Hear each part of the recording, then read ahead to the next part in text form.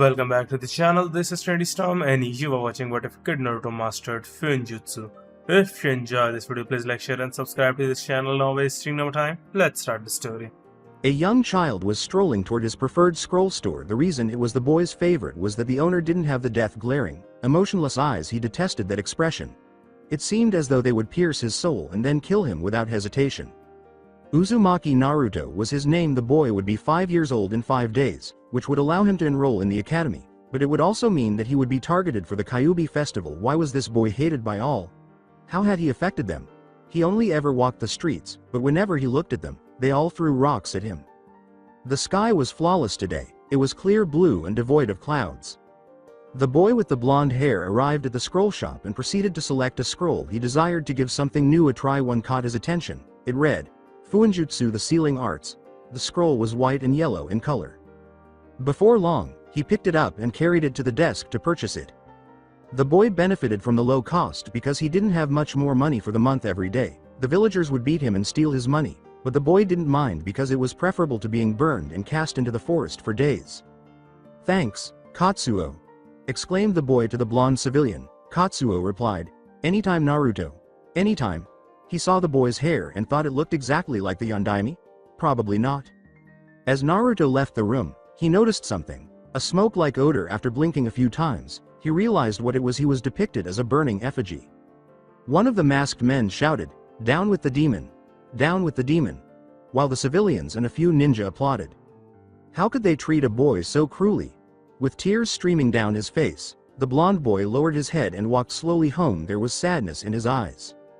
The boy blinked the words, seal activate. After the little explosion, he fell backward and struck his head on a piece of stale bread. Ow, he exclaimed. Naruto gave his head a rub. He eyed the last piece of ramen he had broken into 4 pieces, thinking, note to self, never make something explode in your room. He had to be smart and make it so he could survive for the rest of the month because he still didn't have much money left. Note. A small amount of repetition. He looked at the window above his bed and realized that he was about to run out of food. After one more meal they threw rocks at the window, shattering the glass. The rocks would strike his head one after the other as he took his arm to protect it. Even so, it was preferable to living in the orphanage, where you would be beaten and kept outside all day and all night. Dai ni. Faded the voice. Naruto went to look at what had happened through the window above his bed, but all he saw was blood, human blood that is red. After blinking, the boy realized that the blood had disappeared and that there was no more red on the ground. This was remarkable because the boy had perfect vision and could smell objects as far away as an Inuzuka could. Most likely the young child with the blonde hair moved past the incident and began to try to concentrate. Naruto made a few more explosion tags with a stronger heat but a smaller radius. After crawling to the table, he climbed into his chair. He pulled out another sheet of paper and began sketching a shape and a few kanji characters. A circle in the middle so the explosion absorbs things from outside the circle, then the kanji for explode in the middle so it goes kapow, and the outside for the radius and heat. The child's reasoning was straightforward, perfecto. Now for a rock. Naruto rose from his seat. He approached the door and looked out to check on anyone. He looked down, then to the right, then to the left. He opened the door because there was nobody there who was bad and he had nothing to worry about. He glanced everywhere once more before picking up a rock that, when he grasped it, was precisely the right size, as large as his hand. Naruto was pleased to learn how to make paper stick to objects using a single, basic shape and the kanji for stick. The young boy swiftly returned to his apartment room and attached the paper he used to create the explosion tag. He made the decision not to other than Kiba. He had no friends. Nah, I'm gonna show Shikamaru and Choji. He was constantly scratching his ass with his leg, which was disgusting. He really needs to learn some manners. Hey Shikamaru. Choji, look at this cool seal I made. After extracting his seal, Naruto hurled it at a park rock. Look at it. As Shikamaru and Choji approached, Naruto detonated it. Fire style. Flower bullet. Naruto's mouth released a flaming bullet the size of a tiny petal, which then struck the tag. The rock vanished after the tag exploded. Choji exclaimed, whoa, cool, Naruto. I made it myself. Boasted Naruto. Shikamaru looked at the location where the rock had been. It was gone, but the ground had no ashes or black marks. How could that be? Naruto, he's smarter than he lets everyone in on. You really are troublesome, Naruto. Shikamaru thought. Neat, Naruto, how'd you make it?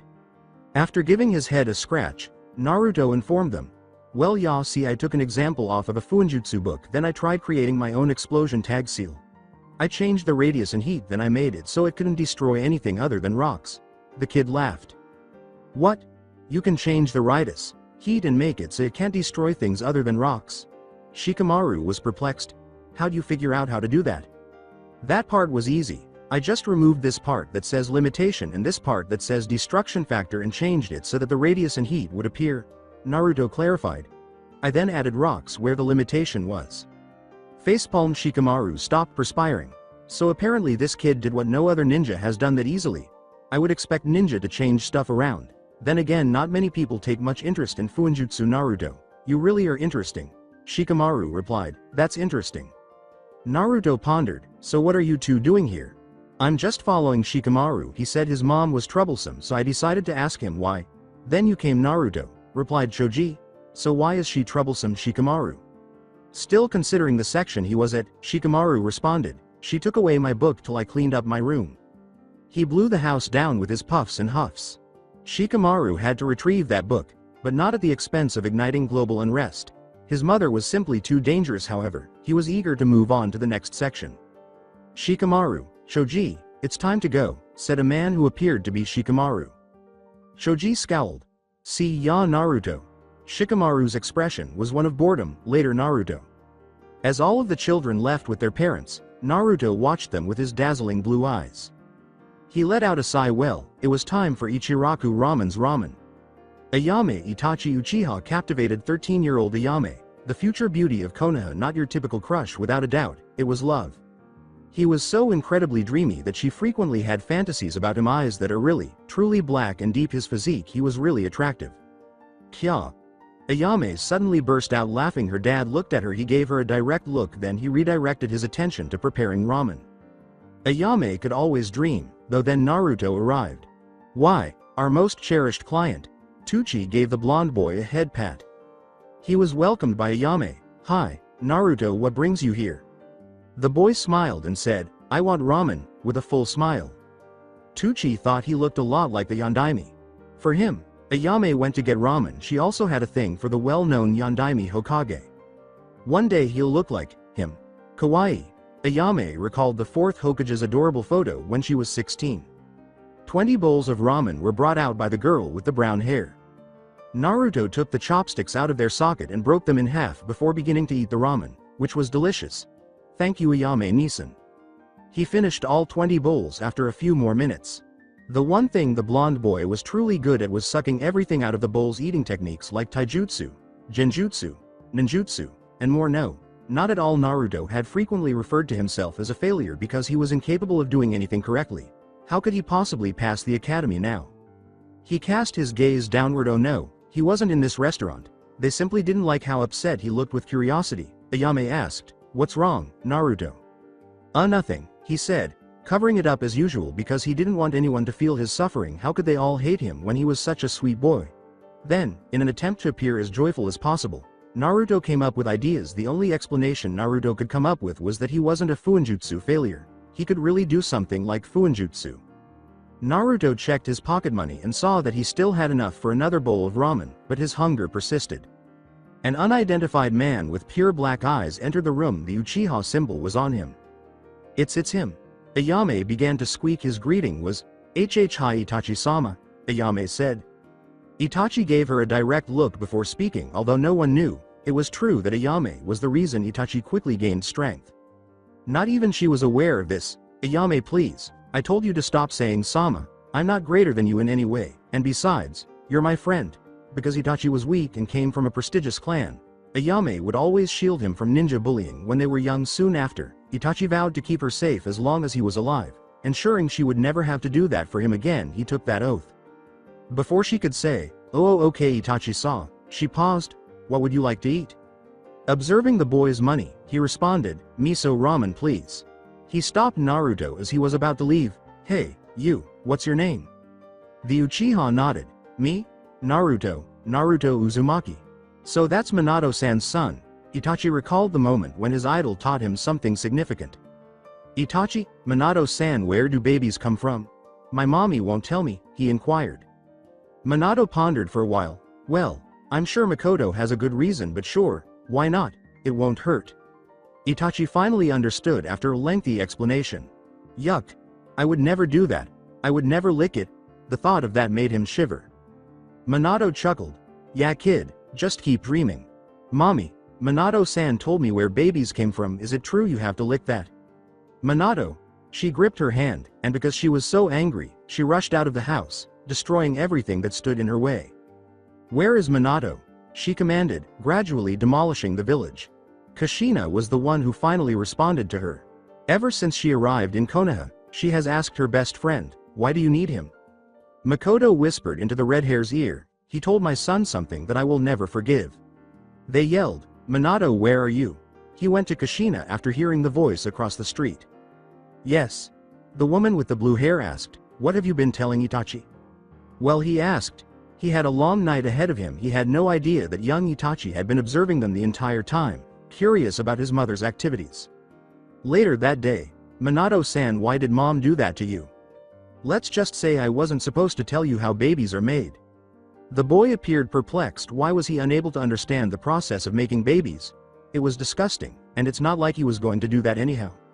You're only 4, so Makoto Uchiha went to ask her son what Minato had told him later that day.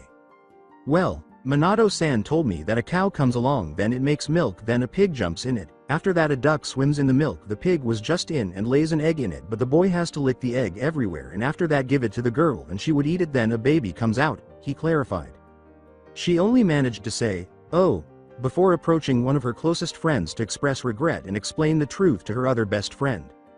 He wanted to know everything about his idol's son, so he asked, Naruto, when are you going to enter the academy? In 5 days, was his cheerful response. I'm gonna turn 5. That the boy was coming in at such a young age surprised Itachi. What's your dream, Naruto-kun? I have 2 dreams.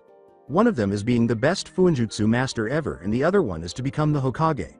One even more stronger than the 4th Hokage, replied he. The Uchiha repeated, so why would you like to become the Hokage, Naruto-kun? Well, he recalled Choji and Shikamaru. I want to protect my friends in the leaf. I don't want any of them to die. That's why I want to become a Hokage stronger than the 4th so I can save every one of my friends. Itachi had the impression that Minato was standing directly atop the Hokage's tower, declaring his intention to become Hokage.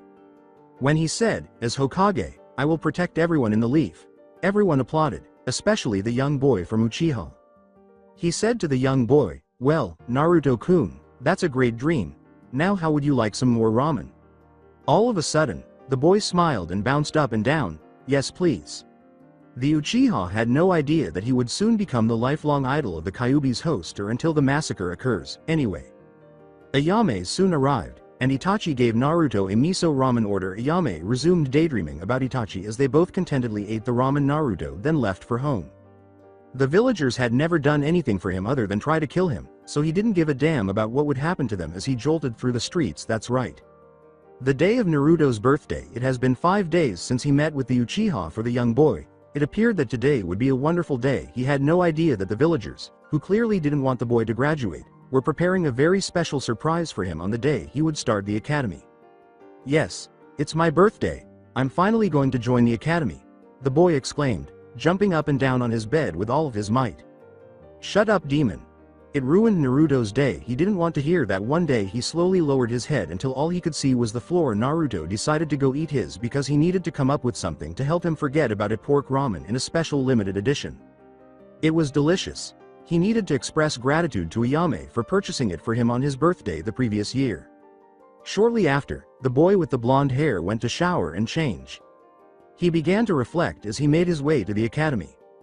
Wouldn't it be so cool if I could hide ramen in air? I could take it out whenever I want. Wait, it would be even more cool if I could hide penguins in water and take it out at will. That would be awesome. His young mind was full of concepts. He heard that the 4th Hokage was known as Konoha's Yellow Flash because of his signature technique, and he wondered what technique the 4th made. Naruto wondered what it was called. Given his awesomeness, he must have been able to teleport and do other amazing things. After that, Naruto considered the potential for teleportation. He realized now that it was obvious that you couldn't teleport, which was just ridiculous. It was easy to teleport weapons and other items, but a human during combat? Well, that's simply not feasible at this time. He had left through the door and entered the street on his way to the academy. He jumped from building to building and ran up the building once he was on the sandy road. The adults and some of the kids at the academy greeted the Kyuubi host with icy stares as soon as she arrived. However, he shook his head and hurried into the academy, only to be met by more icy stares from the instructors. To find out what class he was in, Naruto went to the room with the stage. He heard the words shortly after, "Naruto Uzumaki, room 5. They had all said, "Oh good, the child gets into the worst room." The blonde boy went to that room and sat down, pretending he didn't hear them since he was a ninja, not a ninja mathematician. He didn't need to hear about math in this dull class. Naruto made the decision to go buy new clothes after school ended because his old ones were not looking good. He was fortunate to receive such kind treatment from the staff of the clothes store and the scroll shop. Naruto purchased a medium gray hoodie and a white hoodie. He had chosen his favorite shirt, a black one with an orange spiral in the center. When he got home, Naruto was delighted that being a ninja allowed him to wear the same outfit repeatedly because he would be going on missions on a regular basis. The academy books explicitly mentioned that you would have to waste new clothes if you didn't wear the same outfits every day. Since he could only wear about 3 pairs of clothes, well, for now, this rule made Naruto happy. Naruto went off to do his own thing. After leaving the new clothes he planned to wear the following day on the couch. As she prepared a very special lunch for her son, a Uchiha woman called out to him, "Sasuke, remember to get dressed. Today is the big day. Itachi is going to take you to the academy." On his first day at the academy, Sasuke saw his father conversing with Itachi as he made his way to the front door. He joyfully exclaimed, "Dad, I'm going to the academy today." His father didn't even give his son a sidelong glance. What a bad dad. Saying to his older son, "That's great, Itachi, you make me proud." Sasuke's day had just taken a turn for the worse. The boy with the black hair began to despise Itachi because he had made a wonderful day into a terrible one. When it was time to leave for the academy, Sasuke began to walk there on his own. He didn't give a damn if Itachi escorted him there. He probably didn't want Itachi to take him there any longer. He saw a boy walking ahead of him near the river wearing a black shirt with a spiral in the middle, medium gray pants, and an unzipped white hoodie on a sheet of paper. The boy in front of him was sketching something. After that, Naruto put the paper on the ground and ramen emerged. The boy couldn't have made up that seal to make the ramen come, could he? The Uchiha was shocked by what he had just witnessed. No, he couldn't. His hand appeared to be drawing something, but it was likely that he already had a seal.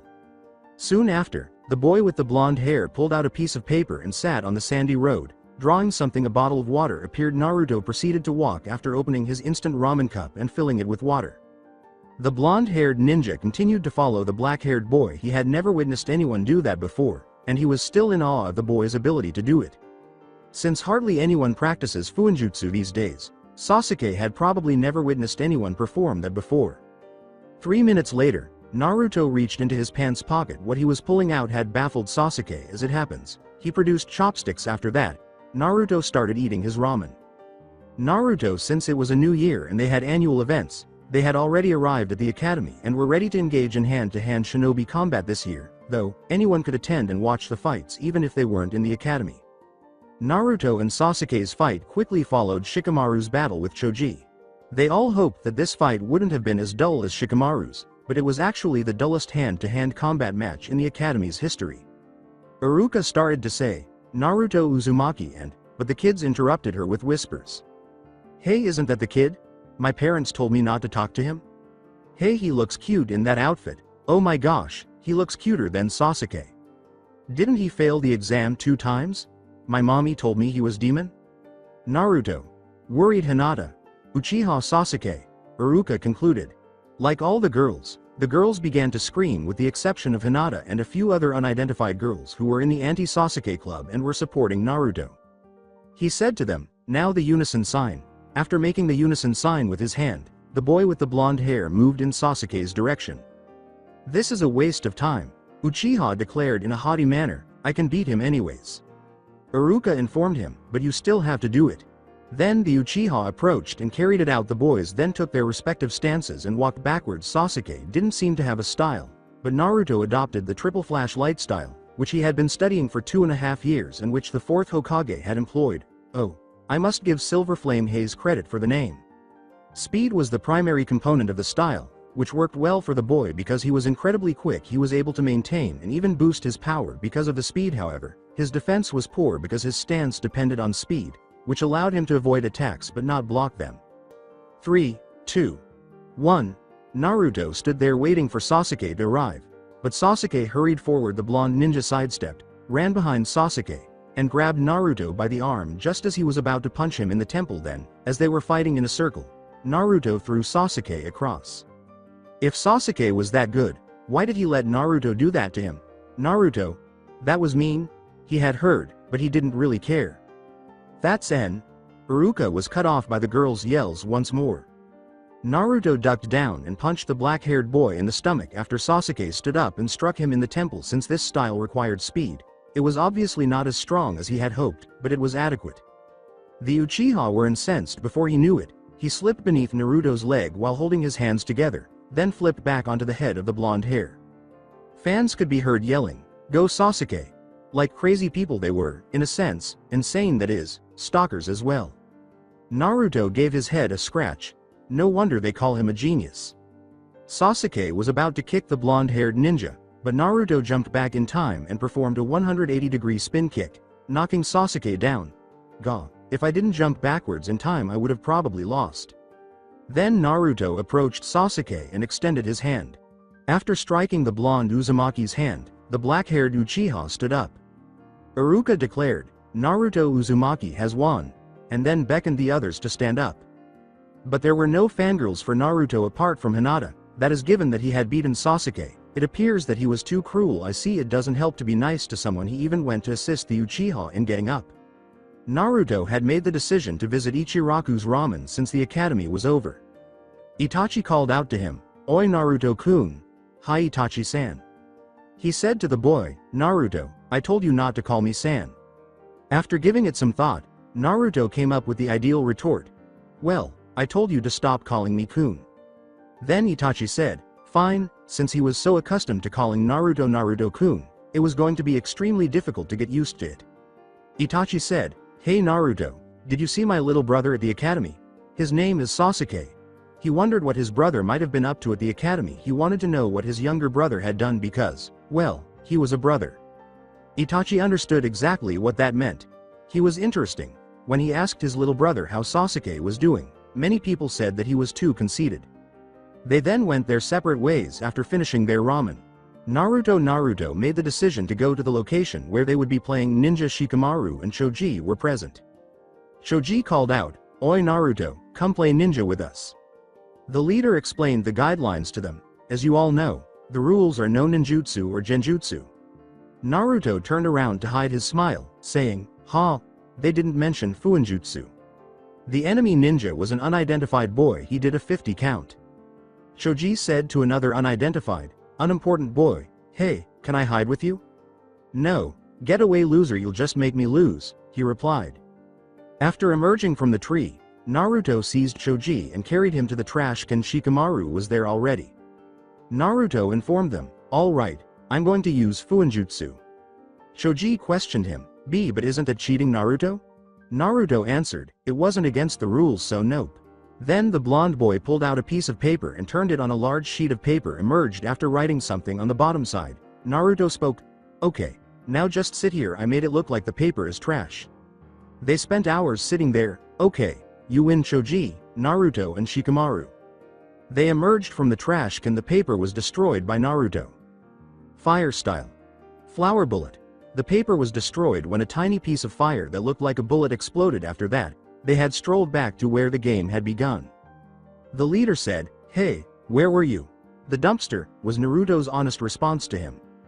"We checked," exclaimed the enemy ninja group. Shikamaru immediately thought, "Well, we were moving from one place to another." They said, "Too bad, you aren't playing anymore." Naruto hesitated, then made the decision to go since they had nothing better to do at home. Shikamaru and Choji followed him. They had made the decision to return home after spending a few hours with Naruto. Naruto had been sitting at the swings, watching the two walk home. The Hinata. A month had passed since the events of Naruto and Sasuke's taijutsu match. While picking flowers and admiring her favorites, Hinata heard a call to report to the academy. She hurried to change before making her way to the academy, where she ran into the boy who goes by Naruto Uzumaki. He was sitting by the river on the bench. Despite Hinata's best efforts, she was always flushed. When the boy turned around, her face turned 3 shades of scarlet. In an instant, The Hyuga girl had turned away and carried on walking. She turned around to get a better look, but the boy was gone instead. She saw a boy standing in front of her. The girl lowered her head and continued to walk until she arrived at the academy. Naruto had thought, well, she sure is shy, but she's also cute. Hinata was being harassed at the academy. One boy could be heard saying, "Huh, you're from the Hyuga clan, but you're probably weak like they all say." Hinata began to cry when another buyer concurred with him and mentioned something, "Heck, even your father hates you. I saw him yell at you the other day when I was passing by." She had responded, Why, you don't have the right to say that." She experienced a range of emotions as she noticed Naruto staring at her. The girl had told him, "You, pro baby, hate me too since I'm weak." As she fled the academy, Naruto exclaimed, what? Oblivious to what had just transpired. The girl didn't even blush when she saw Naruto, and she hasn't looked at him since. Hinata thought, he probably hates me too. Besides, no one would like a girl like me. I'm weak and my father hates me. 3 months later, Itachi Uchiha Madara had met Itachi while on a mission. Itachi was shown items at Madara's base of operations after he was invited in. He had invited Itachi to accompany him, promising to spare Sasuke while assisting Itachi in killing the Uchiha. Itachi had promised to give it some thought. It was quite difficult to respond to this request. No, he was unable to do this. It simply wasn't correct. Itachi thought about it and returned to Madara's base a few days later. Because he didn't want his younger brother, Naruto, or Ayame to suffer any harm, the Uchiha prodigy had granted the request. Madara would have no option but to destroy Konoha if he didn't agree. "You too, Ayame," he had muttered to himself. "I'm sorry, Naruto." Naruto, huh? I'll get them back if they want to be mean to me," Naruto exclaimed in his chamber regretfully. Nobody paid attention to him. His most recent scheme would be to stage a phony Kyuubi. Bawahahaha. He began to laugh at his cunning scheme. Everyone would be aware. His power would be felt by all. Well, perhaps. Naruto found clay close to the village and used it to make a miniature version of the Kyuubi. He had no idea how he got there, but it didn't matter, so he accepted it. After several days, he was able to complete his replica. He now needed to create a seal that would enlarge the clay. It used to take Naruto around 2 hours to even consider how to make it, but he was getting really good at seals now, though it took him less than half an hour. Now was the moment to put his plan into action. He had rushed to the cemetery. He had placed the clay model and sealed it in the center of the cemetery. The clay model began to grow until it was a full-sized Kyuubi. Seal activate. Naruto nearly got crushed by it and had to flee. The village was filled with screams. She screamed, "The Kyuubi is back! The Kyuubi is back!" Once. The words, "Sandame, the Kyuubi is back," were uttered by her. The third Hokage paused to reflect. What became of Naruto? After grabbing his fighting armor, he fled the Hokage's tower and headed toward the Kyuubi. To his ANBUs, he explained, "Why can't I sense its massive chakra?" They said, "We do not know, sir." They realized it wasn't the real Kyuubi as they drew closer. Who was responsible for this? The death penalty would have to be applied to them. At the same time, Naruto was in the trees, staring at them and laughing uncontrollably. Earth style. Great stone hand. The clay Kyuubi was pushed from both sides by the two enormous hands until it vanished entirely. How could that have happened? After all, it was clear that he was the god of shinobi.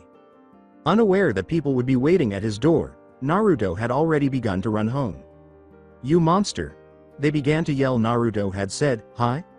All of them had given him icy looks before leaving. After entering, Naruto lay on his bed. He'd had enough. They still dislike him and will never understand his feelings, even though he wanted retribution. Itachi as his brother entered the Uchiha gates on the chilly, dark night. The young Uchiha looked down on him. His last encounter with Naruto was 5 months ago. His last encounter with Madara Uchiha was a month ago. He remembered annihilating the Uchiha clan 1 day ago.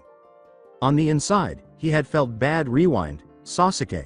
From above, Itachi peered down at him. Before the boy could enter the Uchiha compound, the prodigy had killed everyone, leaving only his parents. He had entered the structure and unlocked the door. Tears filled his face as he stabbed both of his parents. The door was then opened by his younger brother. As softly as he could, he said, "I'm sorry, Sasuke." He then attacked Sasuke with the Mangekyo Sharingan.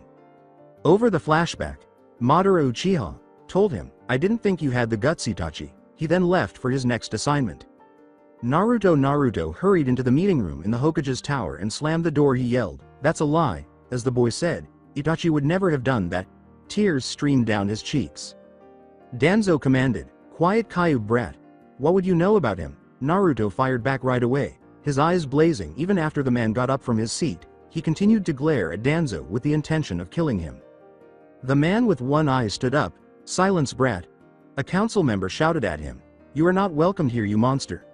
This caused several council members to glare at him, indicating that the third was observing him. You could be killed shortly if the third person looks at you during a council meeting. Not wanting the boy to meddle, Koharu Utatane ordered, Naruto Uzumaki, you must leave immediately. You are not to be in this discussion. If the boy did, the Kyuubi's power might kill them all. The majority of those present gasped for air as a wave of murderous intent swept through the room. After that, many members believed that the Kyuubi was to blame. Some even made mental notes to pay someone to kill him later because they didn't want his power to escape and destroy the village because they no longer had the fourth Hokage. This would be a huge disaster. Danzo struggled to keep his posture as the boy stared at him the entire time, but he managed to say, Itachi is now a S-rank nuke nin in the bingo book. The boy would kill Danzo if he didn't defend himself.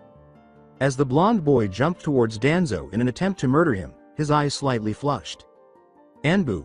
When the Anbu arrived, they took the boy by the arms, carried him back to his apartment, and threw him against the wall subconsciously. The boy got up and walked up to his apartment. After lying down on his bed, he dozed off.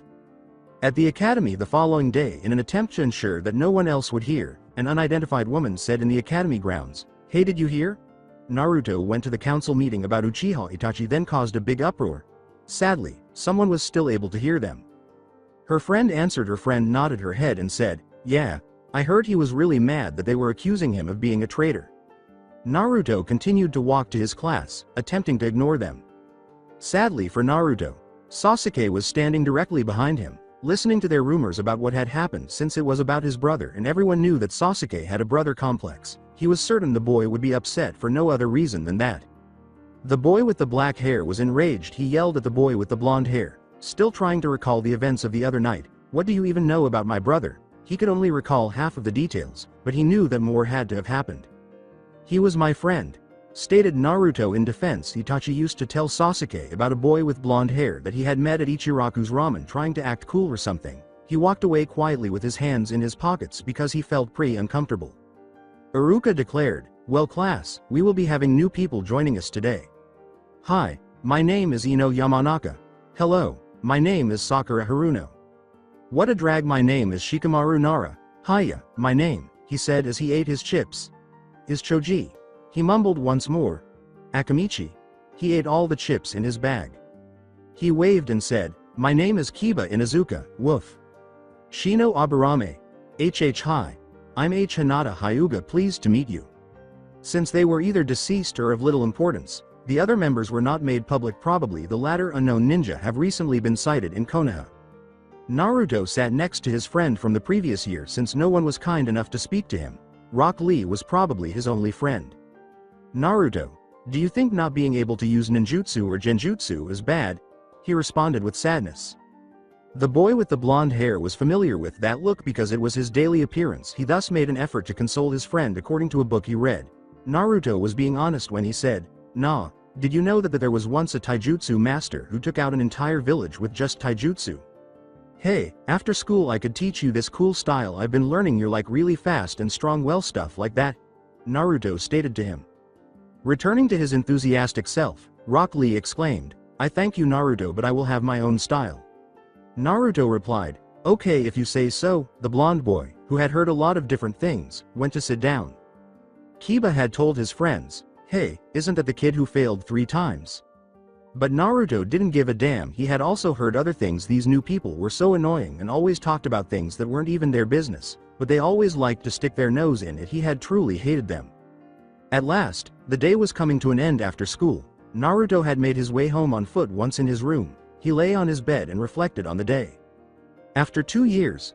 Raikage-sama, we need to recapture the Hyuga girl. 4 years ago we had tried, but a strange boy was practicing Fuinjutsu in the middle of the forest, causing us to faint and the girl to run away, a Kumo Anbu member had stated. His chin had been scratched by the Raikage. He had told the Anbu, You may do so. He had started to have some questions, as if he was studying Fuinjutsu.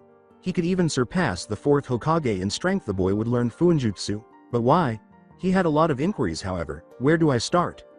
In order to have instant ramen on the spot, Naruto had been working on mastering the new seal he was making while he was in the forest. However, combining a heat seal, teleporting seal, and water-adding seal was extremely challenging.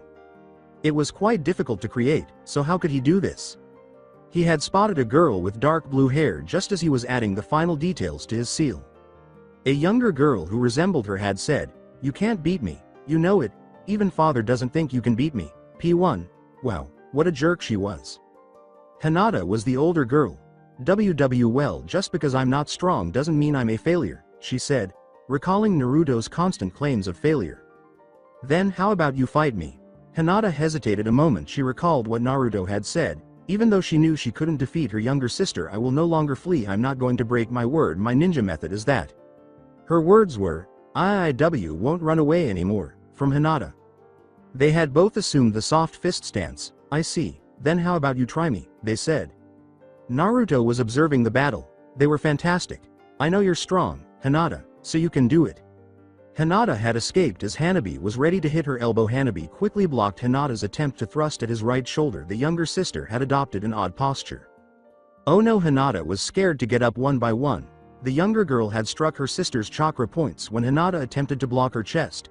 Hanabi moved to her left, triggering her reflex to try to protect the painful area right away. She had been hit in the stomach by the last blow. Blood had been coughed up by the older Hyuga girl. In his mind, Naruto had yelled, "Hinata, don't lose." Before thrusting Hinata's stomach once more, Hanabi directed all of her energy into the fingertips of her right hand. As Hinata lay on the ground, the haughty girl walked away, saying, "You loser, you can't beat me and you know it." Naruto emerged from hiding to assist Hinata in getting up after she left. The girl had given careful consideration to why Naruto was even assisting her, most likely because he pitied her. The hardest thing Hinata had ever said in her life was, "I don't need your help." Although she had desired Naruto's assistance, she didn't want it from someone who felt sorry for her because of her weakness. She desired strength. As he stood there, Naruto pondered the girl's lack of desire for his assistance. After rising, Hinata proceeded deeper into the forest. "Oh." She didn't respond as the Hyuga girl continued to explore the forest. She came across numerous beautiful flowers. She chose some of the flowers because they were so lovely. The sky grew progressively darker as she proceeded to gather more flowers. The moon was rising and the sun was nearly gone. After deciding it was time to head home, Hinata noticed a shadow. She felt afraid. The girl with the dark blue hair had begun to run, but the shadow was pursuing her as it darted from one bush to another. She halted her run. It ceased. Was it her own shadow? I wonder. It was pursuing her once more. After the girl had jolted forward and rushed out of the forest, the shadow had reflected the moon's light. She could see their forehead protector clearly. They were with Kumo? She had been abducted by them when she was only around 5 years old. They would take her and rape her if she didn't get away. Whoa, those pedophiles. Who are you? She had questioned, each time stepping back as they emerged from the bush. They had responded to her as they were leaving. They said, "We are Kumo Nin, coming to kidnap you." Ninja 9. Since there were 3 ninja the last time they attempted to kidnap her, they were safer than before. Soon, they were all visible, removing their kunai.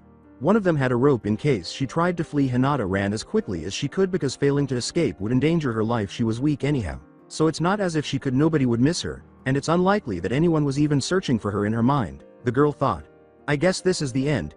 She stumbled over a twig with a dejected expression on her face. With that, the team's Anbu said, "Now girl, you will come with us." Since they appeared somewhat frightened of what they were doing at the moment, the other members of his team were most likely around Shunin rank. The Anbu approached and lifted her off the ground. Her hands were placed behind her back by him. He gestured to the man holding the rope and said, "You, yeah you, come tie her hands up now." After tying her up, they carried on walking. Naruto was searching for her in the meantime. Where was she? Until nightfall, Naruto waited outside the forest close to the training grounds for her to return, but she never did. He had made the decision to go look for her because he was worried. Naruto had now spotted a dark blue hair in the forest. He knew who they were. In addition to being the only person in the entire village with hair like this, they were Hinata's hair. The boy saw the road split into 2 paths as he got to the end of it, but there was no hair. The trail was over. A fresh trail of dark blue hair had caught the young boy's attention. Since Hinata was the only person in the entire village with this kind of lovely hair, Naruto recognized it right away after the moonlight reflected off the hair and made it clear. Since he had seen everyone in the village, Naruto would be aware the boy had kept looking for her until he came across 9 Kumo ninja. Naruto could see that one of them was wearing an Enbu mask. One of the other ninja even had his hand in his vest pocket, suggesting that he was quite weak. He gave off the impression that they were on a mission to capture someone rather than having fun. Naruto had to decide between the high and low-ranking ninjas since he had to be eliminated first. He had made the decision to target the high-ranking one. Fortunately for Naruto, he was near the end, so if he were knocked unconscious, the other ninjas probably wouldn't notice. As he ran toward the bushes, the boy with the blonde hair had sprinted into them. He would knock the Anbu out as soon as he got close enough. Naruto was getting closer, almost there. After jumping out and giving the Anbu the hardest elbow he could manage, Naruto grabbed the two other ninja behind four others and smashed their heads on the ground without the other ninja noticing. After drawing his shurikens, Naruto hurled them at the four ninja. There had been a loud thump as they fell. The final ninja heard the sound, but Naruto kicked his back onto the ground before he could leap away. She appeared to be about to pass out as she stood there. Naruto approached her and gave her a bridal-style pickup. Then, as the moon reflected off her dark blue hair, creating a stunning shade, she leapt to the top of the tallest tree in the area. With her eyes wide open, Hinata gazed at the man holding her in front of her. She had seen him clutching strands of her hair. "Your hair is beautiful." The girl blushed after hearing it and wondered why Naruto was helping her. He always did it out of sympathy. She wanted to know the truth, so she asked him, Didn't you feel pity for me so you helped me?" He had a very attractive smile and said, "No, I know you can do it yourself since you're stronger than anyone I have ever met before, but I just wanted to help you." Her face was flushed. She had asked him, "Don't you hate me because I'm from the Hyuga clan and weak?" For a brief moment, he thought she was kidding but understood that she wasn't. "Why do you say that?" "Of course I don't. You're from the Hidden Leaf, which makes you one of us," she replied. "I helped you because I didn't want to lose you." A black-haired man standing next to another black-haired man who looked exactly like him except for a seal on his head that appeared to be the result of years of hard work said, "I thank you Naruto Uzumaki for saving my daughter, please come in." Naruto was eager to find out who created the seal because it appeared to be an amazing and intricate seal. His impressionable mind was curious about many things. A maid had taken the covers off the table in the Hyuga compound's meeting room as they entered. The brothers parted ways as soon as they entered the meeting room so that they could be alone and begin the conversation. Naruto was given a very sweet tea that was delicious. Since this particular tea was extremely sweet, Naruto had questioned whether all teas tasted this good. The older man and the boy had discussed a number of topics, including how he had saved Hinata, the number of ninja present, their ranks, and, most importantly, whether the boy wanted anything in return. The man was not a dishonorable man. He would have returned the favor if someone had assisted him. The boy's ability to defeat an Anbu astounded the older man. He had questioned the blonde boy who had reminded him of one of his closest friends. How did you defeat an Anbu? Were you sure it was an Anbu?" For a moment, Naruto smiled. They were no match for me," he told the truth. Hiyoshi's gaze had been fixed on the boy. He was telling the truth this time when he said, Okay, fine, I caught them off guard." He scratched his chin and said, Still for you to catch an Anbu off guard. He must be a prodigy just like Minato." "Yes, regarding your prize, what do you want? A bride? Cash?" He watched as the boy blushed as he said, "Bride." The boy's expression was so amusing that he would remember it for a long time. "No, may I look at your seal device?" That was what the boy had said. Inquiring whether the boy had any malicious intentions, Hiyashi led him into the branch house to meet his brother Hizashi once more so he could inspect the seal. Fortunately, the boy did not have any malicious intent. Since the seal was intended for use and not for fidgeting, the older brother in the main family was afraid that if the boy touched anything, it would instantly activate and kill his brother. The branch family, including Hizashi, was looking at Hiyashi waiting for a signal when Naruto hurried up to the younger brother and told him to sit down, causing him to do so. Then look at his forehead. The man raised his arm and made a hand sign that looked somewhat like a bunny, and when he put it down, the others stopped worrying as well. "I think I know how to make this seal work, even though it looks really confusing." In front of the entire branch family, Naruto made the announcement, and they all gave him terrified looks. As he walked past them, who were so content with their lives, the young boy asked them, Why are you looking at me like that?" He was worried that they would become like the villagers as well, and he didn't want that to happen. One man, with fear in his eyes, said, "Oh, we are deeply sorry Naruto Uzumaki, but we are afraid of you using the seal on us." "What would I do?" Knowing that they didn't intend to look at him that way, Naruto returned to his typical demeanor and was now content. Naruto informed them that he was leaving after a short period of study. "Thank you, Hiyashi-sama, for allowing me to view it. Goodbye, everyone." After that, Naruto fled the Hyuga compound and returned to his apartment in order to take a test. Hey, I was aware of it. Now, that was a controlling seal. All I have to do is create one of those and attach it to my new clay Kyuubi. Naruto sneezed after making the announcement to himself in the room. Since this was happening so frequently, he wondered who was bringing him up, likely everyone. So the square in the middle, numerous lines outside of it and a kanji for move and each direction a put a direction, the boy said, returning to his seal-making task. When Naruto realized that the seal had a flaw, he had neglected to add his blood to it and readjust a few things. He tried for hours, but his miniature Kyuubi wouldn't move at all. The boy proceeded to the same location as before, which was the graveyard, and put the Kyuubi down. He activated the seal to make it grow, then laughed a few times as he heard the villagers begin to scream in fear of the enormous beast. He then used his mind to command the seals to move, and it had worked. Yes. It was time to frighten the villagers. As the villagers began to make their way to the graveyard, Naruto hid in the tree, and the boy had caused it to begin moving in their direction, causing them to cover their heads in the fear that it would stomp on them. Naruto began to hear voices in his head just as he was ready to force it to walk some more. No, you devil, leave. Naruto Uzumaki, you have my hatred. I wish you hadn't been born. The fourth man was a moron. He was particularly enraged by this one because the fourth Hokage is never insulted. Stop living, we all want you to go die. His body ached from the pain of what had just happened, and he lost consciousness as the world turned red. His skin was covered in a red chakra, and he was gasping for air, all of the anger and hate having entered him. His skin was covered in red chakra, and the boy's eyes began to flush. His chakra had grown 10 times larger than it had been before the Kyuubi's power.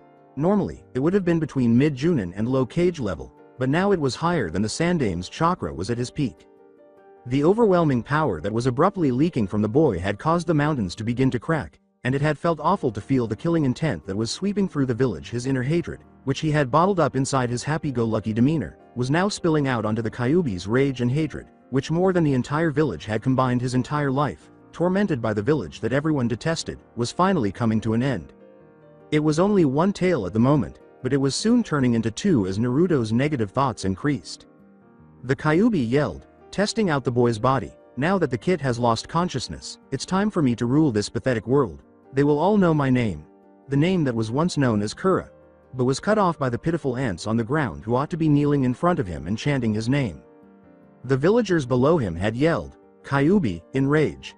The Kyuubi had spotted the clay model of him, and boy, did it look good. However, he disliked impersonators, so with a quick flick of his wrist, the model was destroyed and took off right away. Although the body wasn't as powerful as he had hoped, it was adequate for the time being. They were terrified of the Kyuubi's murderous intent. They thought they would instantly perish if they moved in the slightest. In order to avoid getting it, they had made the decision to not move an inch.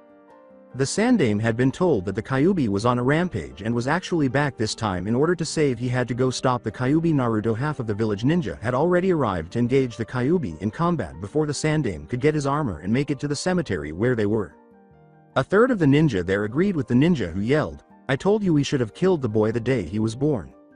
As he prepared to fight Naruto, or Naruto's body, that is, the Sandame declared, there will be no talk about that. Yes, sir, was their response to him, but they didn't really mean it because they all harbored deep hatred for Naruto and detested his very presence, despite the fact that he was defending them from the Kyuubi almost every day. The Hokage gave him the order, Kakashi, get everyone to stand back. After nodding, Kakashi followed instructions. The Kyuubi had exclaimed, pathetic mortal, you think you can kill me? He declared with pride and a firm tone, Kyuubi, as the Sandame Hokage, I will stop you for the people of my village. The villagers cheered. Even though they were on the opposite side of town, the killing intent emanating from the powerful chakra nearly crushed Neji, who asked his father, what is happening, father? This was due to the Kyuubi's intense hatred for everyone. After losing himself in his thoughts about how it had returned and what had caused the boy who had saved Hinata to lose control, his father had told him, this is not something you should know. He had appeared so happy that it seemed impossible to bring him down, or perhaps it was all a mask he put on so that others could not tell if he was depressed. Hinata would undoubtedly become upset as well if she knew. The long-haired boy focused chakra on his eyes and made hand seals to activate the Byakugan. After closing and reopening his eyes, he began to concentrate on the location of the chakra's source. All he saw was a boy about his age with chakra wrapped around him. It was a powerful chakra, even though he had never seen anyone with that much chakra before. Perhaps if 3 of the village's strongest ninja combined their chakras, it would, but a child by himself. When Neji had finished trying to figure out what was going on, Hinata had also entered the room. She wanted to know what the powerful chakra was that she had also seen in her bedroom. It resembled a malevolent chakra that, if you were standing close enough, could kill you. She gladly complied with the request, saying, "Lady Hinata, it is not something you should be seeing. Please return to your room." She didn't want to be near what it was any longer, as it was causing her a lot of pain, but she would feel safer and less affected if she was in her room. The majority of ninjas can suffer severe injuries because killing intent doesn't work on those who felt safe. Naruto had 2 tails, which the Sandaime Hokage could see. He had not wanted 3. 2 was sufficient for him to manage. He really didn't want to hurt Naruto, but it was difficult to refrain from doing so. "Gigi. You're the best Gigi ever." He recalled the moment he gave Naruto a birthday present, and the 3rd Hokage was delighted to see the smile on his face. He uttered the words, "Summoning Jutsu," as a large, enormous monkey materialized from his hand on the ground as his summon changed into an adamantine staff. He said, "Enma, you know what to do." The Kyuubi, bored, began to rush in just as the old man was about to swing his staff. As he watched the Kyuubi take control of his power, Naruto cried in his head, No, don't hurt my Gigi." He was unaware of what had happened, or why did they all say he was evil? Was he a monster who, when the time came, would wipe out everyone? The 3rd Hokage was slashed by the 9-tailed fox's chakra claws. However, the 3rd Hokage was unable to retaliate because he did not wish to harm Naruto. He was determined not to harm Naruto at any cost. Stop!" shouted Naruto just as the 3rd Hokage was about to be slashed in the face by another claw. He had regained control of his body. He patted the boy's head and said, Naruto, I'm glad you're alright. See what you did, monster. You almost killed our Hokage. Go die. Couldn't they just leave him alone? Was what he had heard practically everyone in the village say. Could you not leave him alone? Almost everyone in the village shunned him after what had happened for a week, and he was attacked more frequently than before. He pondered the fate of his Gigi, wondering what Naruto would do if he were injured. It's possible that he was driven from the village. An Anbu visited his house the other day and advised Naruto to think about moving to a new apartment because he wasn't sure if it was a good idea given that everyone was going to attack him.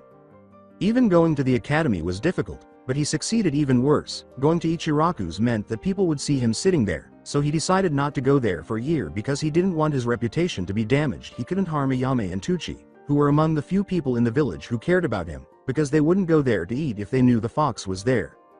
The boy was summoned to the Hokage's tower that night to meet with the Hokage. Hearing that he was meeting with the Hokage meant that he was okay, so Naruto had smiled when he heard the news. After opening the door, Naruto entered. Despite what the boy had done to him, the Hokage greeted him with kindness and no trace of rage. Hello, Naruto-kun. Naruto assumed he would have been upset with him, but he wasn't. The boy's eyes met the older man's, and he stammered a little as he said, Hi Gigi. He was unsure of what to say next. My boy, today we will decide if you are going to move to a different apartment, he stated.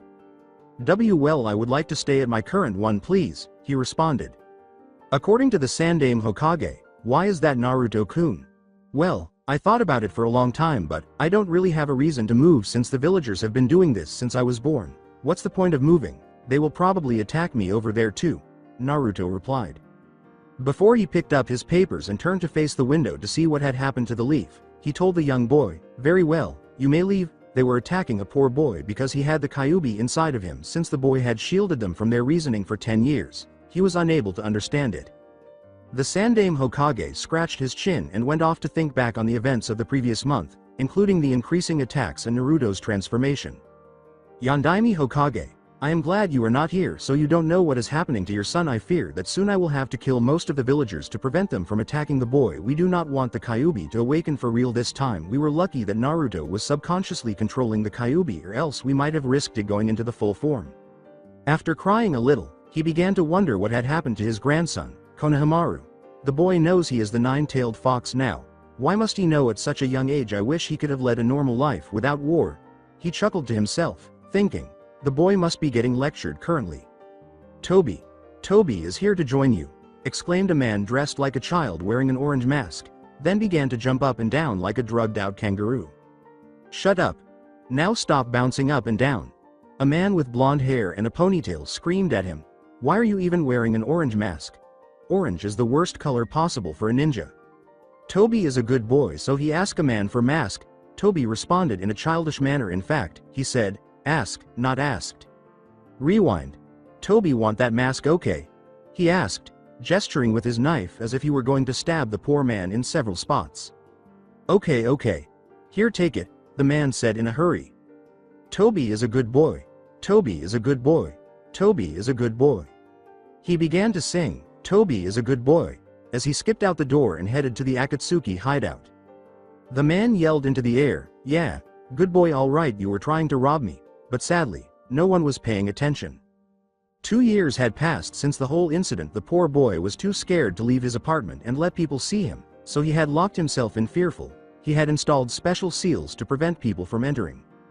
Since he was the only person who had been kind to him, he wanted to know what had happened to his Gigi. He also wanted to know what would happen to Naruto if he passed away, since he would only have Tuchi, Ayame, and a few other strangers. Naruto never went to see the Sandaime Hokage, nor did he ever answer the door a week after the attack. He did, in fact, have a final encounter with him. He simply could not reveal his face once more.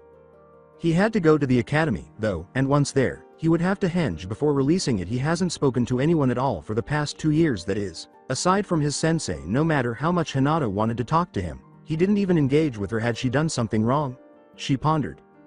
He was getting really good at making seals with scrap paper when he was at home. His favorite seal to date was the advanced form of Shunshin no Jutsu. For years, he had wanted to make something that could teleport him, but that was not possible. Time travel is possible, but teleportation?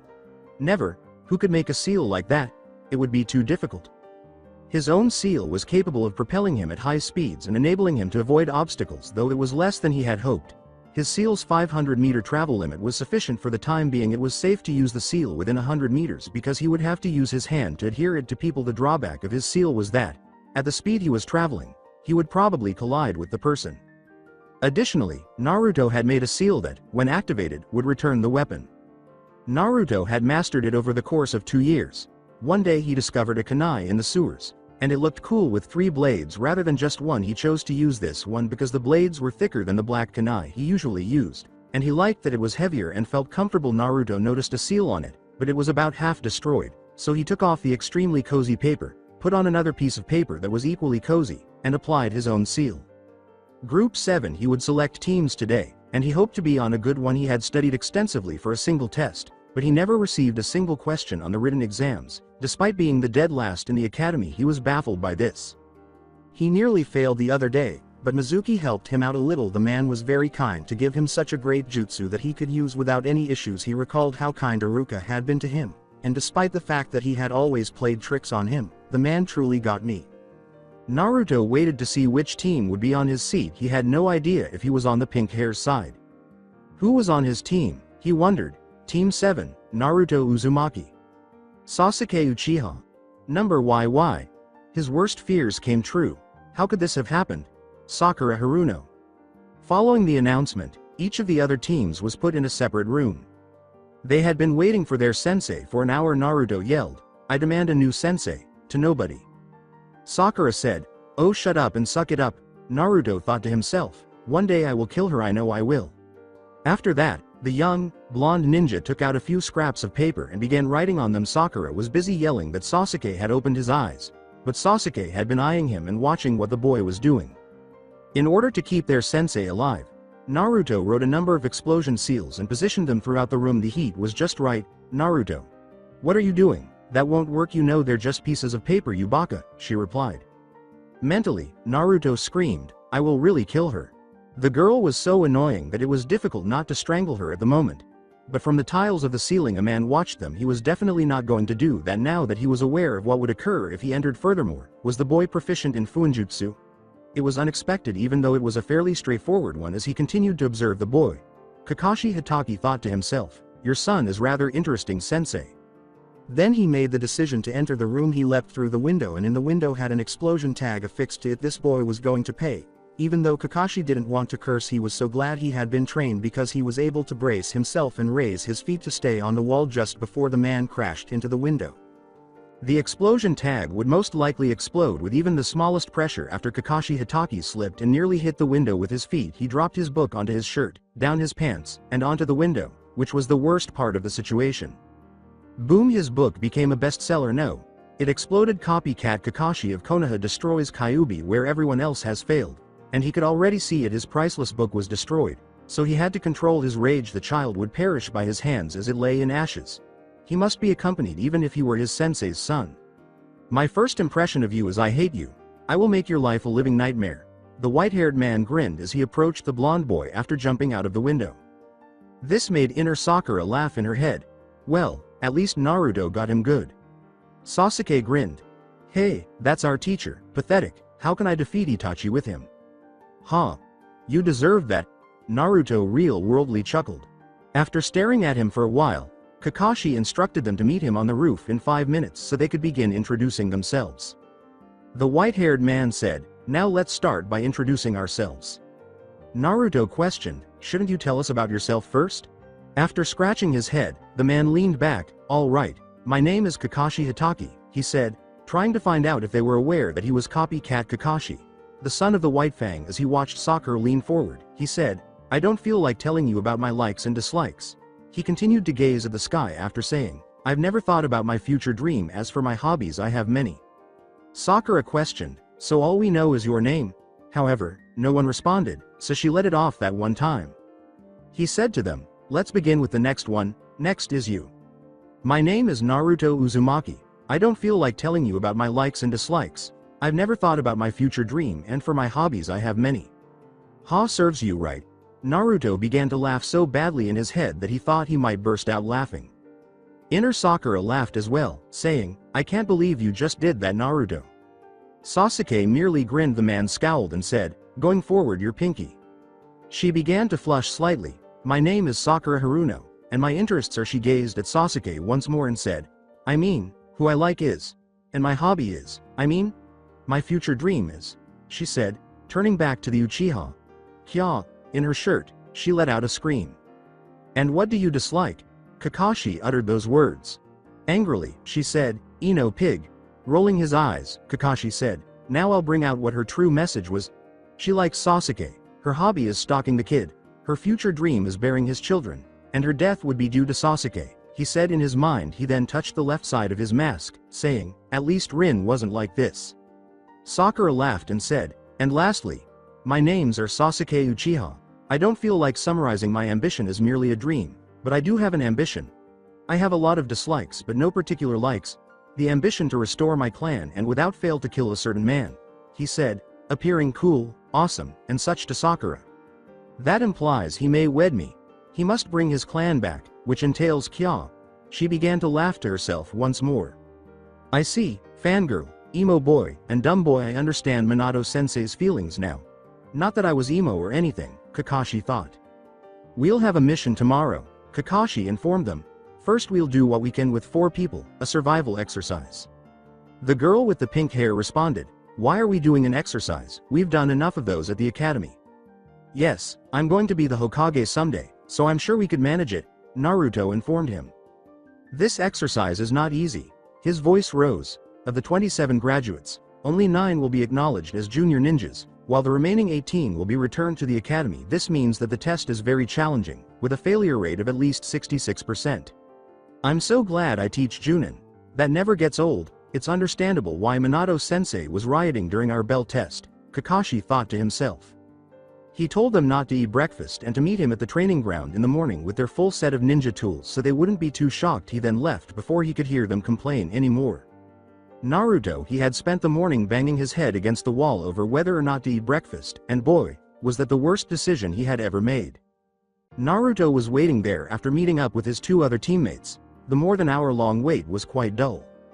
The damn bastard had then arrived after an additional hour of waiting.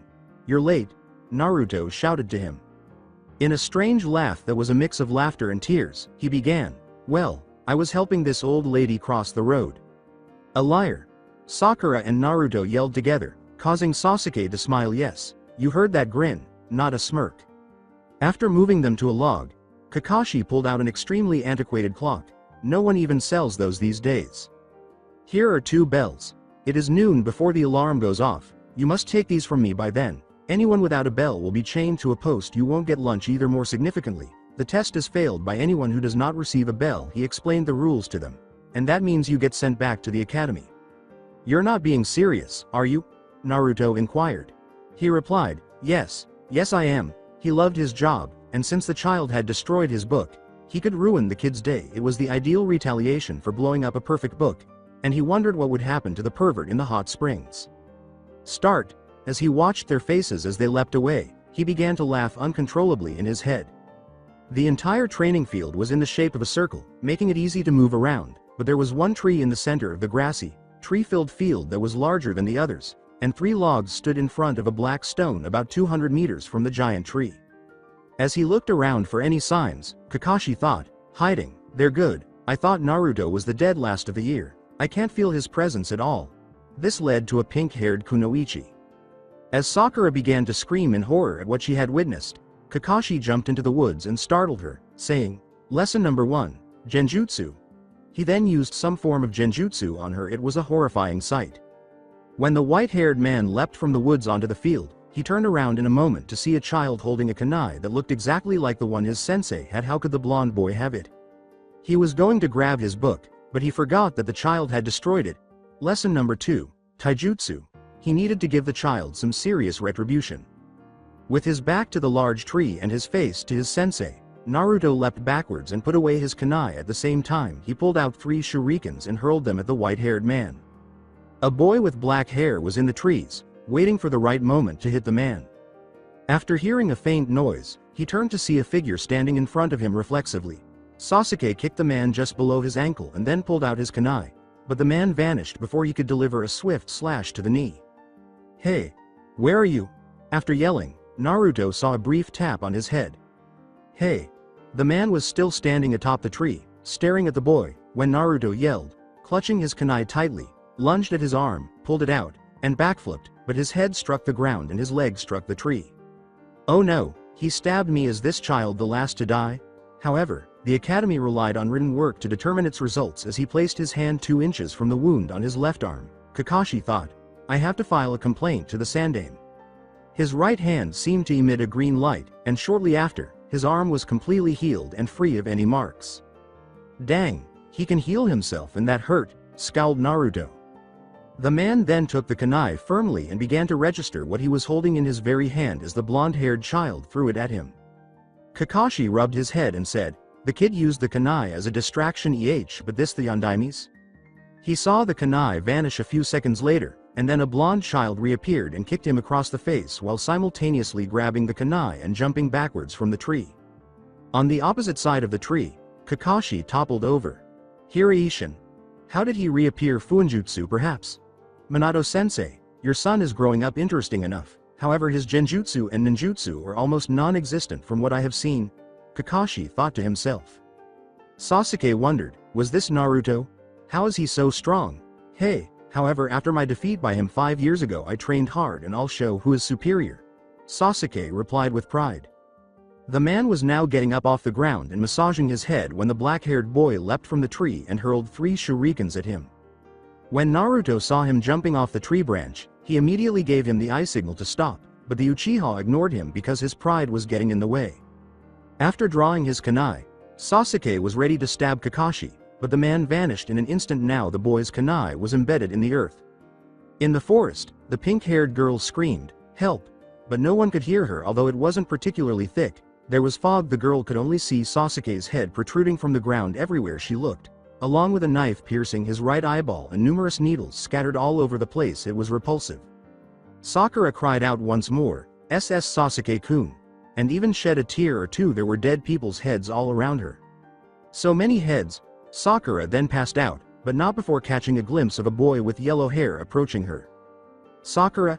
Inquired Naruto. You there? Regretfully, he had to pick up the girl with him because she was temporarily unconscious.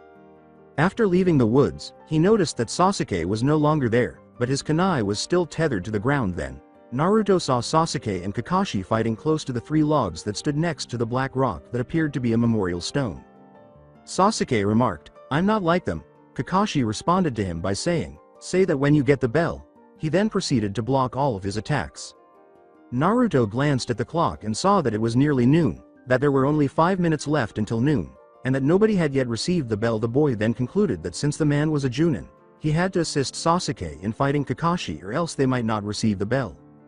The Uchiha tried to kick his sensei's leg, but his arm swiftly grabbed it and flung him in the direction of the large tree. When Naruto saw that, he ran over to Sasuke and just in time, prevented him from colliding with the tree. "Sasuke, we need to help each other to defeat Kakashi, we only have 4 more minutes," Naruto screamed. Sasuke pondered for a long time.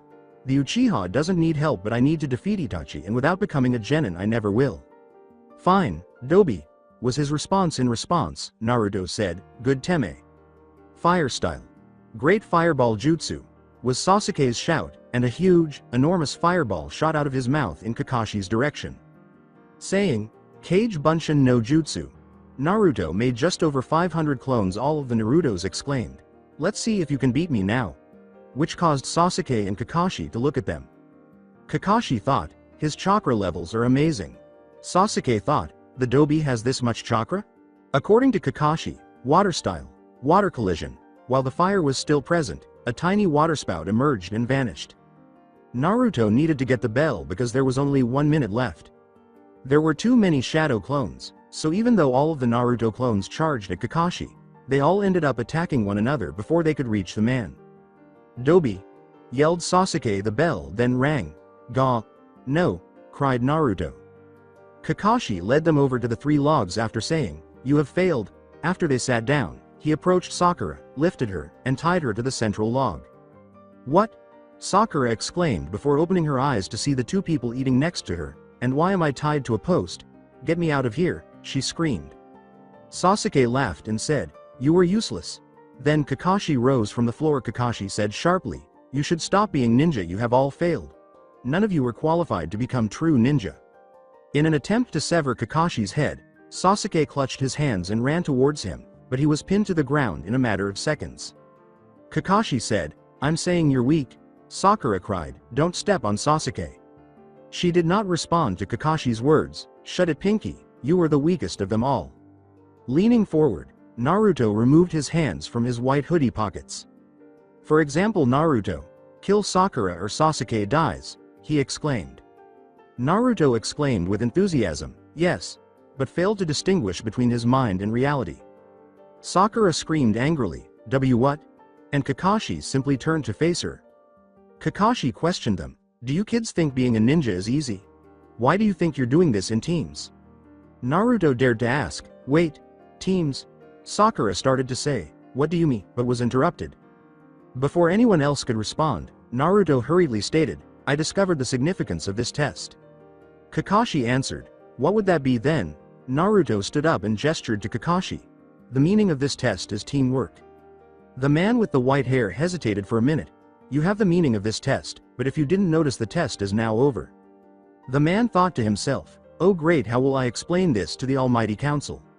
Since you are going to be sent back to the academy, Sasuke and Naruto, you two get to eat, but Sakura must not eat and be left against that log." Kakashi Hatake of Konoha advised them. Naruto shouted loudly over the Yondaime's stone head, "I'm finally a genin, on my path to being Hokage." After defeating Kakashi's exercise, Naruto had at last achieved the status of a true genin. Naruto gave his food to the pink girl at the end of the test, but she refused and repeatedly asked for Sasuke's food. However, they passed the test because the blonde boy eventually got her to stop talking and eat the food, despite the fact that the girl nearly caused them to fail. Ayame sighed and returned to taking orders for her customers at Ichiraku's ramen stand after thinking to herself, "I wonder how Naruto is doing after 4 years since Itachi left and 2 years since it almost broke out." Kiba yelled, "Hinata, what's up?" and then gave her a pat on the back. She began tapping her fingers together, saying, "N nothing J, just M making F food F for S someone." Kiba shouted to himself, "Who is it? It must be me." The dog boy told her, "That's nice Hinata, I'm sure the person will be happy to try your food," and then he and Akamaru fled into the distance. The thought of him standing directly in front of her made a pink-haired girl stutter, Sasuke-kun, and she began to bring out the food she had prepared for him. She tried to give it to him after saying, I made this for you." But he simply put his hands in his pockets and turned to leave without even giving her a sidelong glance. Then a boy with blonde hair entered the scene and ran up to Sasuke after observing what he was doing. He said, quietly but sternly, "Teme," then he looked at him. The Uchiha turned around and answered the orphan in front of him, "What Dobi?" Naruto gripped his fist and asked, "Why did you do that to Sakura? She made it for you." He knew Sasuke was fortunate to have people who genuinely liked him being the host of the Kyuubi and an orphan. He was despised by everyone. Sasuke turned around and began to walk back to his house after saying, "HN." Naruto screamed, "You bastard," at him. Then Sakura Haruno approached him and screamed at him. She attempted to slap him, but Naruto blocked her hand and turned away when she said, "Why do you call Sasuke a bastard, Naruto?" Although tears streamed down his cheek, Naruto wiped them away and held his head high. "This is the thanks I get for trying to help someone? It's probably better to not even try to help someone anymore. They don't even appreciate me," he thought in an attempt to lift his spirits. The boy had told himself, "Hey, I'm gonna be Hokage. I don't need to care about this." He disregarded Sakura's yelling at him, and he vanished from the girl's view in an instant. A boy with spirals on both cheeks told his friend, "You're so smart, Shikamaru. I wish I was smart like you." After his lazy friend remarked, "I'd wish to be like you any day, Choji. Besides, you're strong, right?" They resumed eating chips and gazing at the clouds. When the sun began to set, they made the decision to head home. Soon after, they left and headed home. Choji went to the cover when he got home, grabbed a couple more bags of chips, and began eating them in his room. He ate the chips and said, "Best chips." He snatched up another handful and stuffed them together. Ever. The bag was done. The next one was ready. Shikamaru was reading The Rematch of Tortoise and Hare. In the meantime, "Start the book," the tortoise yelled at his worst adversary. "Ha! You'll never catch me, Dobie." Before pressing a special button on his go-kart, the go-kart accelerated to turbo speed as rockets emerged from the rear. Then, the hare pressed a button on his vehicle. His cart's bottom released a spring, which bounced up and onto the tortoise's cart. "We'll see about that, Teme. Bawahahaha." The former yelled, "Acid bomb," and grabbed a glass cup from beneath his seat. Leaning over the edge of his cart door, he threw it into Tortoise's cart, melting most of it. Hare exclaimed, "I'm gonna win," and then switched off the spring to return to his usual speed. "Speed I!" was yelled by the tortoise, and then his cart turned yellow. An eyeball with lightning in the center of it appeared in the window, and the cart sped toward Hare before losing power. When they both crossed the finish line simultaneously, they resumed their argument. "Teme. Dobie." Bookend. Shikamaru slouched and said, "More like the children's version of Naruto and Sasuke," before putting the book on the floor and falling asleep. Group 7. "I am tired of these dumb D-rank missions and that dumb cat," Naruto said, gesturing to Tora, the demonic cat. Sasuke agreed, saying, "These missions are a waste of our time. We need missions so we can get stronger." Sakura yelled at him, "Naruto, we need to do these missions so we can learn about teamwork." The boy with the blonde hair then approached the girl with the pink hair. She stopped talking when he yelled at her, "Hey, I wouldn't say that," to the one who was useless during the survival exercise. Now you two. No need to get in a fight," but what Naruto said was true. Sakura. Naruto laughed. Sakura grinned this time and said, "However, Naruto, we do need to learn about teamwork also." Everyone in the room, including the Hokage and the Anbu, turned to watch Naruto as he said, "Okay, but can we do a C rank if I tell you I made a seal that lets us summon the cat anytime?" At once, they all said, "We're listening." The cat materialized in the boy's left hand as he raised it in the air, moving it away from the fire daimyo's wife's arm. The Hokage said hastily, "Deal." The Hokage turned to face the window and said, "Here's your mission. You have to go to Kumogakure to sign a peace treaty, and for various other stuff only Kakashi must know. I know this is a mission that might get you killed, Naruto, but you are probably the only one who can change them. You did it to Iruka and I know you can do it for us." "Council. You say what?" inquired Kaharu. The Sandaime Hokage informed her, "I said that Naruto Uzumaki has found a way to teleport that demon of a cat." The council members all stood up and uttered those words. "Did I hear what you just said correctly?" The Hokage answered, "Yes." Clearly aware of how awful that cat was, one of the Junin members in the room said, "We have to reward the kid." The council and non-council members in the room cheered when Danzo said, "We need Naruto Uzumaki to share his secret with Konoha. We need to take it by force if he is not willing." Sarutobi Hiruzen rubbed his chin. "We will do no such thing. It is his choice to tell us. But we must know so we can get rid of the painful mission once and for all. Beside, do you not remember us as kids? Having to chase the ancestors of that cursed cat?" Danzo stated to his Hokage companion. Hiruzen declared, "That is true. We will get Naruto to tell us then." Naruto. Since the trip to Kumogakure was lengthy, Naruto had packed a lot of food in his house, and Team 7 had met at the Konoha gate. He could use a seal to call forth instant ramen, which he refers to as food. Kakashi half opened his right eye and said, I will now tell you what your roles in my team will be. Sasuke will specialize in taijutsu, genjutsu, and ninjutsu.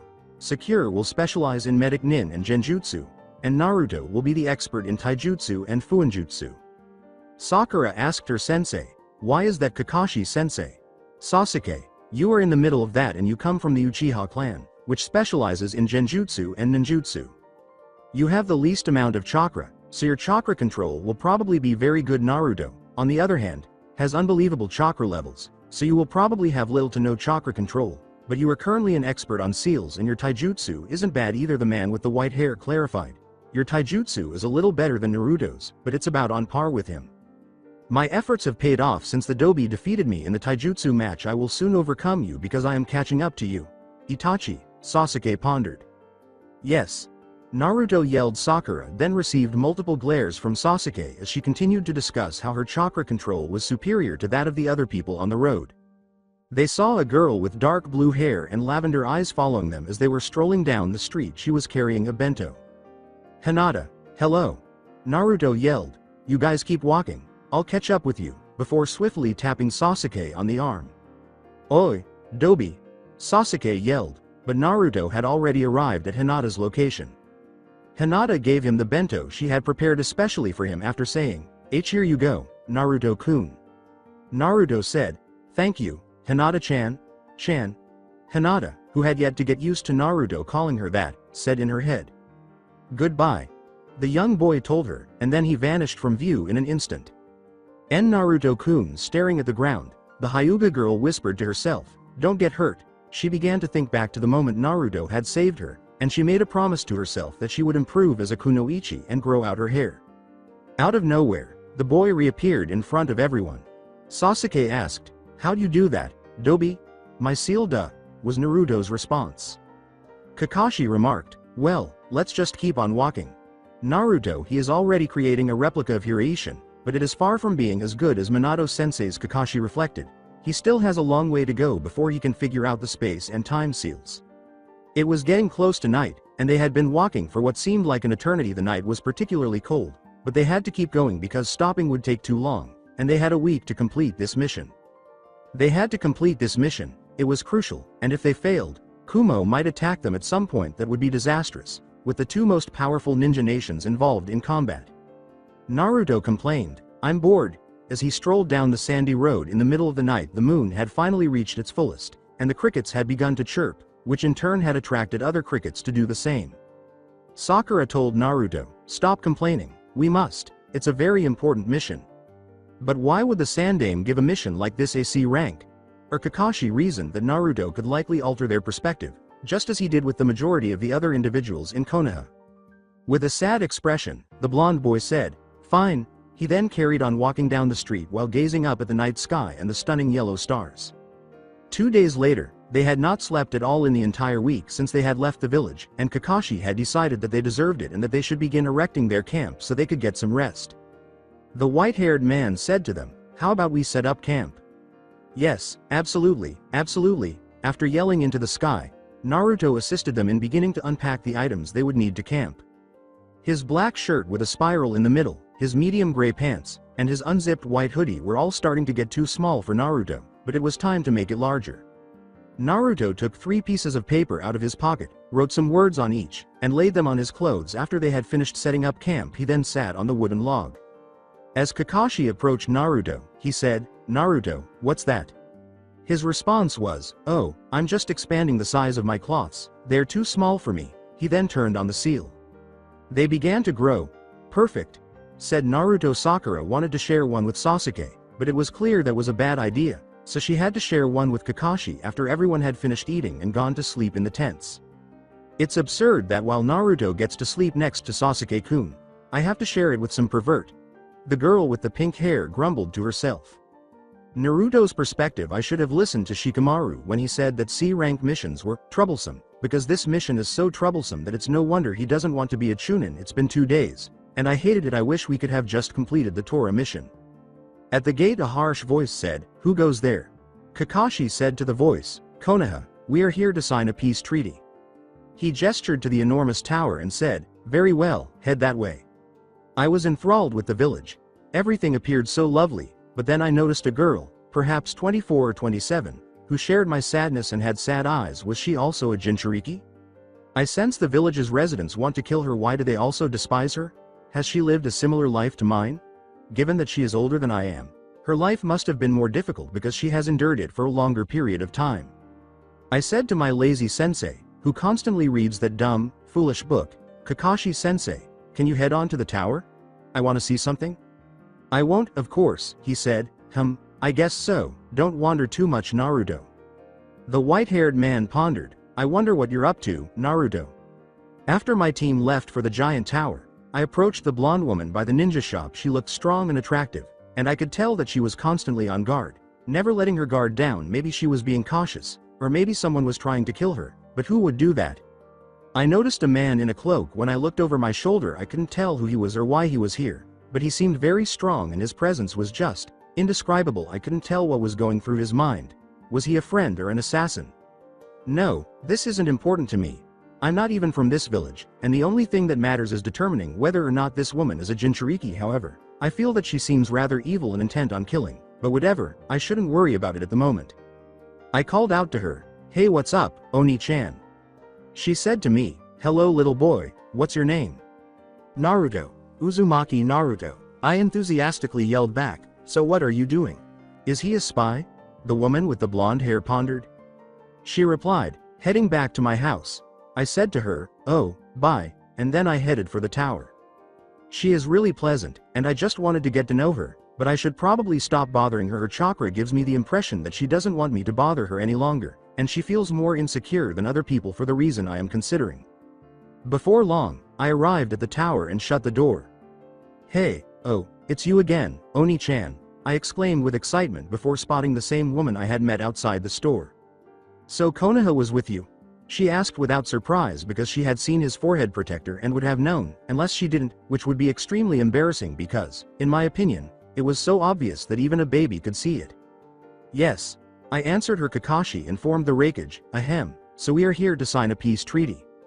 The Raikage spoke. "I see," before being halted by an explosion outside the village gates. "I'm going to check," I informed them. "Dobi, hold on." I hurried out the door and through the village without paying attention to what the one and only genius of Uchiha had to say. The blonde girl and another man who had a strange appearance appeared when I reached outside. "Skunk, are you prepared to funk now that Killer B has arrived?" "What?" all three of them said, glancing at the individual who claimed to be Killer B. Gaara's perspective, those two are exactly like me. "Are you both not Jinchuriki?" "Being nice is what Tamari and Kankuro told me to do before I kill them," I said. "Hey, you idiot. Do you understand that I want Yuki to be called Lord Eight Tails and that I, the Killer Bee, be called Lord Jinchuriki?" "Fool ya fool," he said to me in a language that completely baffled me. Was it a new language spoken in Kumo? "Get rid of that bee." "What did Sei-ho say?" He said this right away to the disagreeable woman, who appeared to be a very talented ninja. "Stop rapping, I told you, nobody gets it," she said. "His name is Killer B, mine is Yugito Ni, and yours?" Yugito Ni questioned me. They all looked shocked when I said, "My name is Sabuku no Gaara and I am the Jinchuriki of the one-tailed Tanuki, Shukaku." Yes, they had to be afraid of me. If I frighten them with every move, I will kill them all. As he continued, it sounded like death to everyone. "Oi, ya fool, let's see who can funk da gunk," Killer B said in his awful language. "Rap? You can't beat us, cuz we too, the bee and the octopus are gonna get ya." The owner of the two-tailed beast, Yugito Ni, said, "B." I said to stop with the rapping. He rapped again with another absurd rhyme that was so bad it sounded almost like a screech. "Hey, y'all gotta learn to appreciate the rap cuz y'all know it's gonna get da groove in da future, y'all know." "Hey, quit doing that, Dabbeo," the blonde boy said bluntly to the rapping failure. "It's hard to understand." The bee's response was, "Hey kid, y'all got some spunk." Although he didn't sound angry, it was clear from his expression that he was upset. "I understand, can we just deal with that guy now?" Naruto Uzumaki told them. "I think he wants to kill you too or something," and then he gestured to the boy who had a gourd on his back. The boy appeared to be a heartless murderer. "Oh common. Would you please?" The boy repeated himself, and the two of them gave the boy with the gourd on his back a serious look.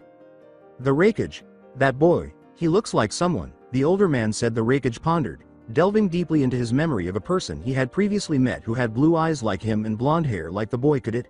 No, it couldn't. Kakashi asked, hoping he wouldn't guess the Yondaime Hokage, who may that be Raikage-sama. The boy had a lot of potential, and if he kept improving, he might soon be able to destroy an army. Well, maybe not that soon, but still. When he read that the Yondaime Hokage, one of the greatest ninjas in history, had died, he thought it was impossible and responded, "It is nothing." He even managed to avoid his fastest attack.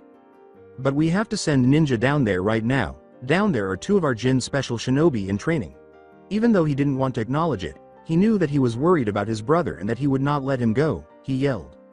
The white man with the spiky hair said, "Sir, we will go down there." He then left the room with his two genin at his side.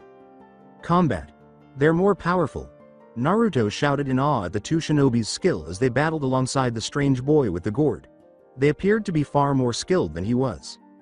You could see a crack all over the sand shield, but it didn't appear to be breaking anytime soon. One by one, the sand shield began to erode. The further they went, the thinner the shield would get. From where Naruto stood, it was easy to hear the boy's breathing. It was an unpleasant sound, as if he were laughing like a crazy person. B resumed his rap, then clutched his arm and let go as a cloak of red chakra poured out of his body. "Oi! Ya fool, ya can't beat Lord Jinchuriki and Lord Eight Tails, as two Wida ultimate team." What? They were all taken aback that Naruto would recognize this chakra when he yelled. Yes, it was the eight-tailed ox's chakra. Yugito was simply about to turn around and ask Naruto how he knew that when sand began to tighten its hold on her leg. After B had fully charged his red chakra, he began to sprint quickly in the direction of the sand boy. It quickly struck him and easily passed through the sand's shield. Yugito placed both of her hands on the side of the sand and pried it off as the sand began to loosen on her leg. "Now boy," she asked the boy with the blonde hair in front of her, "where did you find out about that chakra?" They were alone in a forest far from the village. Naruto held his hand up to the sky, causing her to look at it. He then lowered it more quickly than she could see, but the boy was gone and his chakra vanished entirely before she could look down. Naruto. One drawback of Naruto's high-speed transportation seal was that it would eventually cause him to crash into objects rather than automatically avoiding them. This is why he scratched his head and body all over. "Hello, boy," the man said to the Raikage, who had seen him and greeted him. How did you do that?" Curious as to whether the boy was using the seal in the same way as the other person, he asked him again. "Yes. My personal seal. However, I will soon create a seal that allows you to teleport using space and time jutsu. You simply wait." The older man nodded as the boy explained, "At the moment, it just makes me move really fast, which is awesome, and it makes me dodge things if they aren't far." "I see his son," he said to the boy, but he added the last sentence in a low voice. Battle. The poor people in front of it were pelted with a massive wave of sand. In silence, the eight-tailed ox waited for the sand to hit it. Then, as it reflected and resumed attacking its owner, a red aura enveloped the massive sand tsunami. Before he could witness anything, the bee's partner moved behind the sand user and hit him in the neck. It was funny because the kid's neck was fused with a blue flame, but Yugito-Ni's elbow hurt and it didn't dent anything. Clear sand appeared where his neck should have been, and he whispered softly, "Armor of sand." Soon after, his body disintegrated, and his actual body vanished from view. Hey, I suppose he was unaware that the sand followed him despite the fact that it was that easy, Yugito thought in her head and then prepared her next move, wrapping her arms in blue flames. A piece of dirt exploded up into the air as Gaara raised his hand, and the boy lowered it, pointing his finger at Yugito before flicking his wrist to send the dirt flying in the direction of the woman. "That's quick. It could pass through my body at this rate. I didn't want to do this," but she shouted in her head. A kilometer-long shockwave was created when a tentacle suddenly materialized and smashed the piece of dirt. "I'm too strong for you." As sand moved underground and materialized beneath the octopus, Gaara screamed at them and seized it by all of its tentacles. He tugged on the sands, forming a string that led back to Gaara. "The boy is strong, but we both have had years of experience. He is no match for us," the woman was thinking. Killer Bee smashed the boy up and down, shook all of his tentacles roughly until they began to tear apart, wrapped the one-tailed Jinchuriki into a lock, stopped after 10 attempts, and then threw the boy into the air. But instead of catching Gaara, Killer Bee let the sand boy fall, and as the older man leapt up to land on the boy, an earth wall appeared. "Earth style. Earth wall," a white-haired man said while creating the seals for it, and the wall materialized, preventing Bee from destroying the boy. The Raikage. "Hey, You see, if you say so, I'll be the Hokage one day and will defend all of my beloved people. Naruto yelled, and then there was a knock on the door. A white-haired man appeared with 2 adults and 2 children as the door opened. Hey, that sand person. Whatever happened to him? The boy with the blonde hair said. Kakashi told the boy. He disappeared when he were about to capture him Naruto. Then he went to face the Raikage. He slammed his hand on his desk and said, I decline the peace treaty. Why is that, Raikage-sama? Kakashi asked in a courteous manner, but his body language and voice both conveyed a lack of energy. Mai and the boy over there made a deal. Kakashi looked at Naruto and said, well, what would that be? It's that we'll work together as allies after I take over as Hokage so that I can defend my beloved people. With a shout of excitement, Naruto bounded out the door, leapt out the window, and headed for the village gate. As usual, the blonde-haired Fuinjutsu master began discussing various ideas in his head with himself. If I can create a seal that allows me to target people then move to them with super high speeds, who said I couldn't create a seal that allowed my weapons to track the enemy and stab them? Pointy things plus tracking equals awesome. This time, however, he would test his experiment. He began by sketching a few seals and then affixing them to one another. Most masters of Fuinjutsu probably would never have considered using sticky materials to adhere them to one another, but this child was a master of the art. After working on his brilliant idea for a few hours, it was time to put it to the test. He could perform the next iteration of the flying kunai and exploding watermelon prank if this worked, but that was a tale for another time. Naruto made a list of the Fuinjutsus he hoped to develop in the future, but it turned out to be so lengthy that he had to divide it up and conceal it in his closet. He was summoned to the Hokage's tower shortly afterward for a mission that would require the participation of all 9 genin that have since passed, but that wasn't until the following day. For the time being, Naruto would prefer to go outside and engage in random activities. In any case, he hoped to meet someone interesting, but not too interesting, as that would defeat the purpose. Youthful Team Lee yelled, Naruto, you are most youthful. From behind Naruto, frightening the boy since he was now a ninja, Naruto knew better and would take extra care. He knew why the people were hunting him down now, but he didn't understand why they still believed that he was the Kyuubi himself. Didn't his Gigi inform them that he was merely the container? Who knew that the ninja world was so dangerous, with people always trying to find you? For a long time, Naruto had longed to simply murder those villagers for fun, but he lacked the courage to do so, especially since it was still his village. Naruto grinned, happy to see his old academy buddy again. Hi Lee.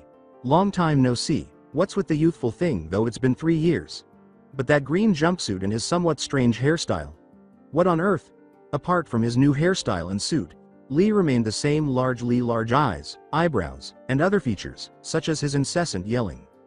Lee reminded him of his youth when he said, Naruto, you have to meet my most youthful sensei. What has transpired over the past 3 years?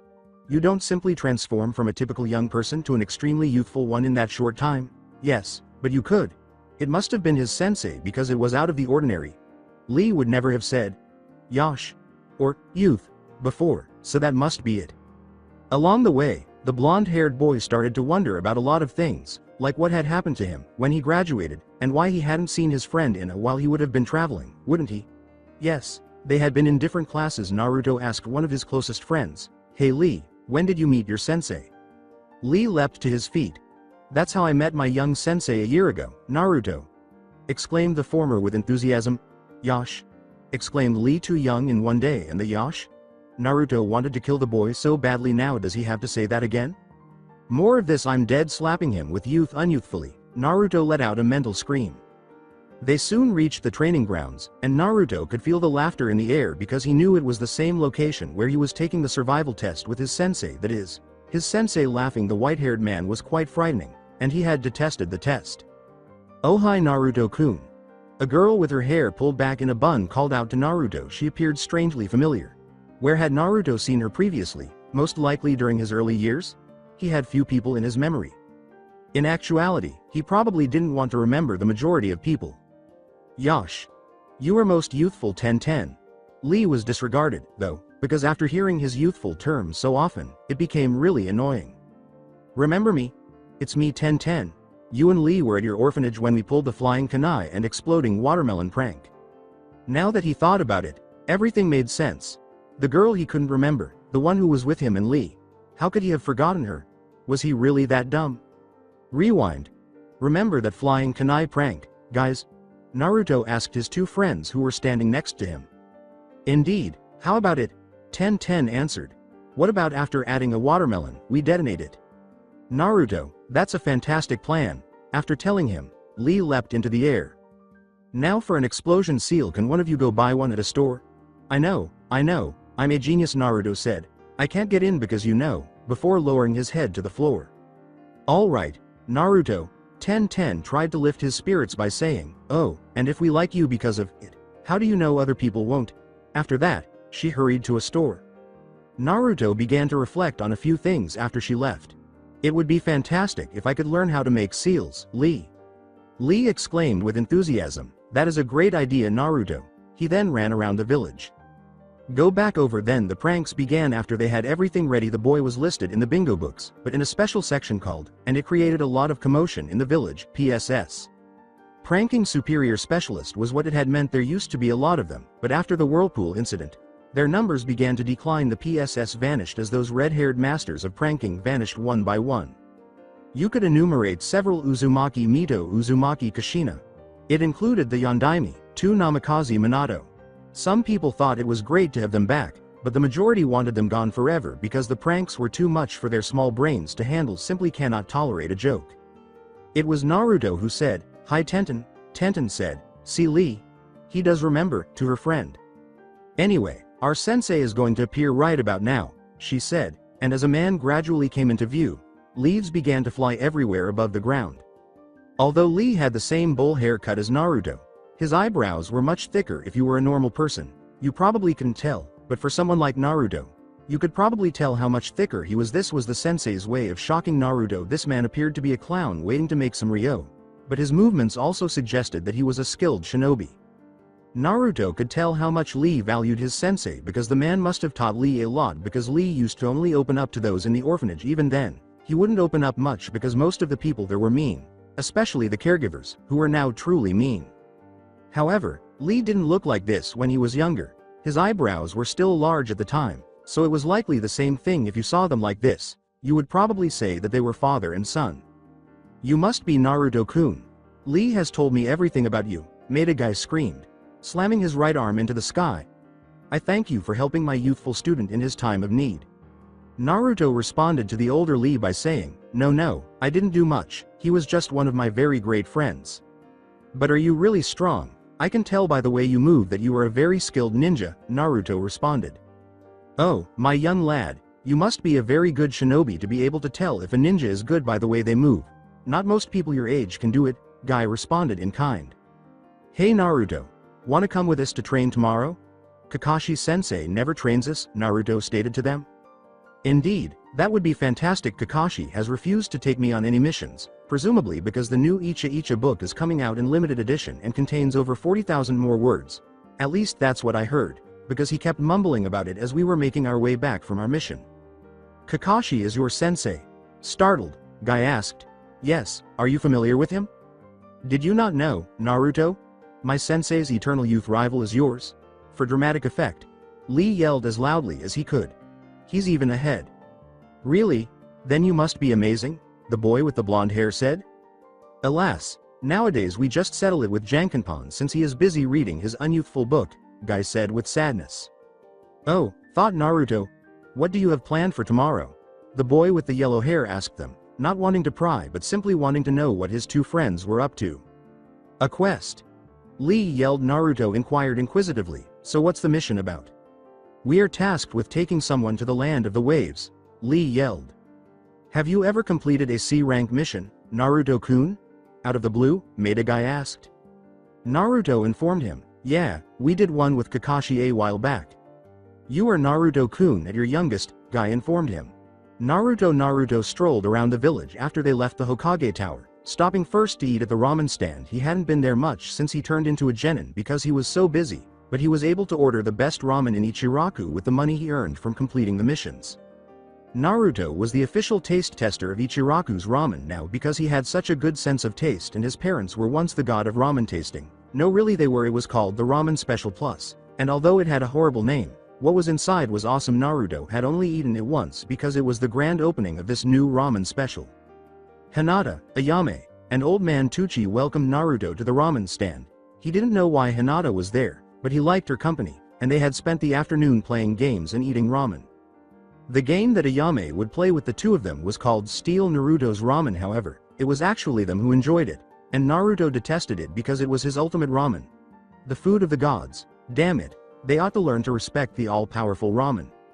When the blonde-haired boy had finished his meal at around 8 o'clock in the evening, he purchased more than 20 bowls of the ramen special. He loved it so much that he thought it was the greatest dish ever, possibly a special creation for the Konoha daimyo. Naruto didn't want that to happen because if it did, Tsuchi and Ayame would be his personal chefs, and since they would be stored in a safe location, Naruto would no longer be able to eat them. The two would be missed, along with the delicious ramen they prepared, but most of all, the boy did not want that to happen. "Want me to take you home, Hinata?" Naruto questioned the girl with the lavender eyes. Not Konoha 11 but Konoha 9. Naruto swung his arms impolitely behind his head and around his neck and said, "So what's this big mission y'all got for all of us, old man? Do not forget that this mission is extremely important." The Hokage let out another loud cry.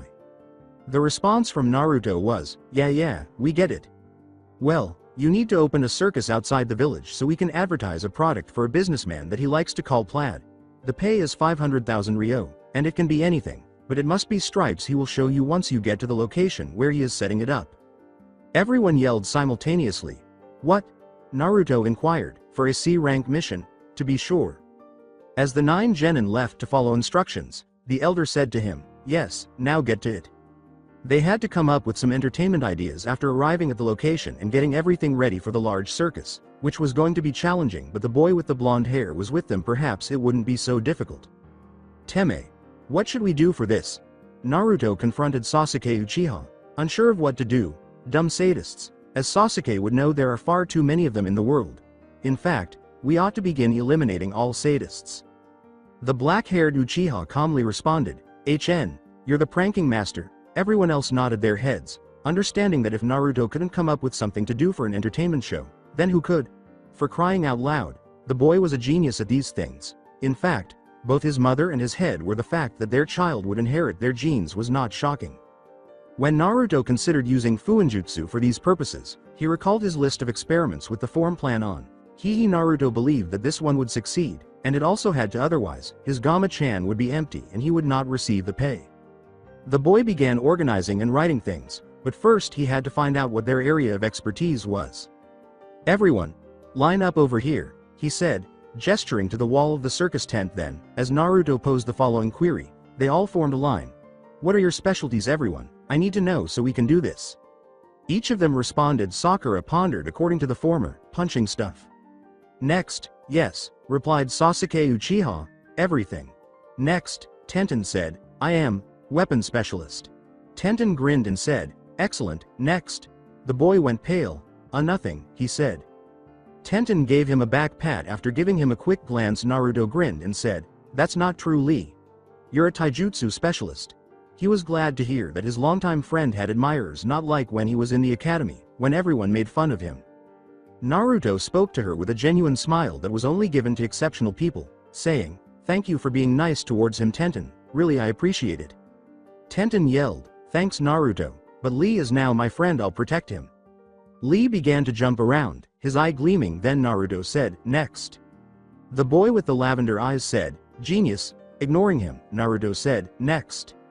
As Naruto leaned in her direction, Hinata Hyuga tapped her 2 fingers together, saying, "NN nothing."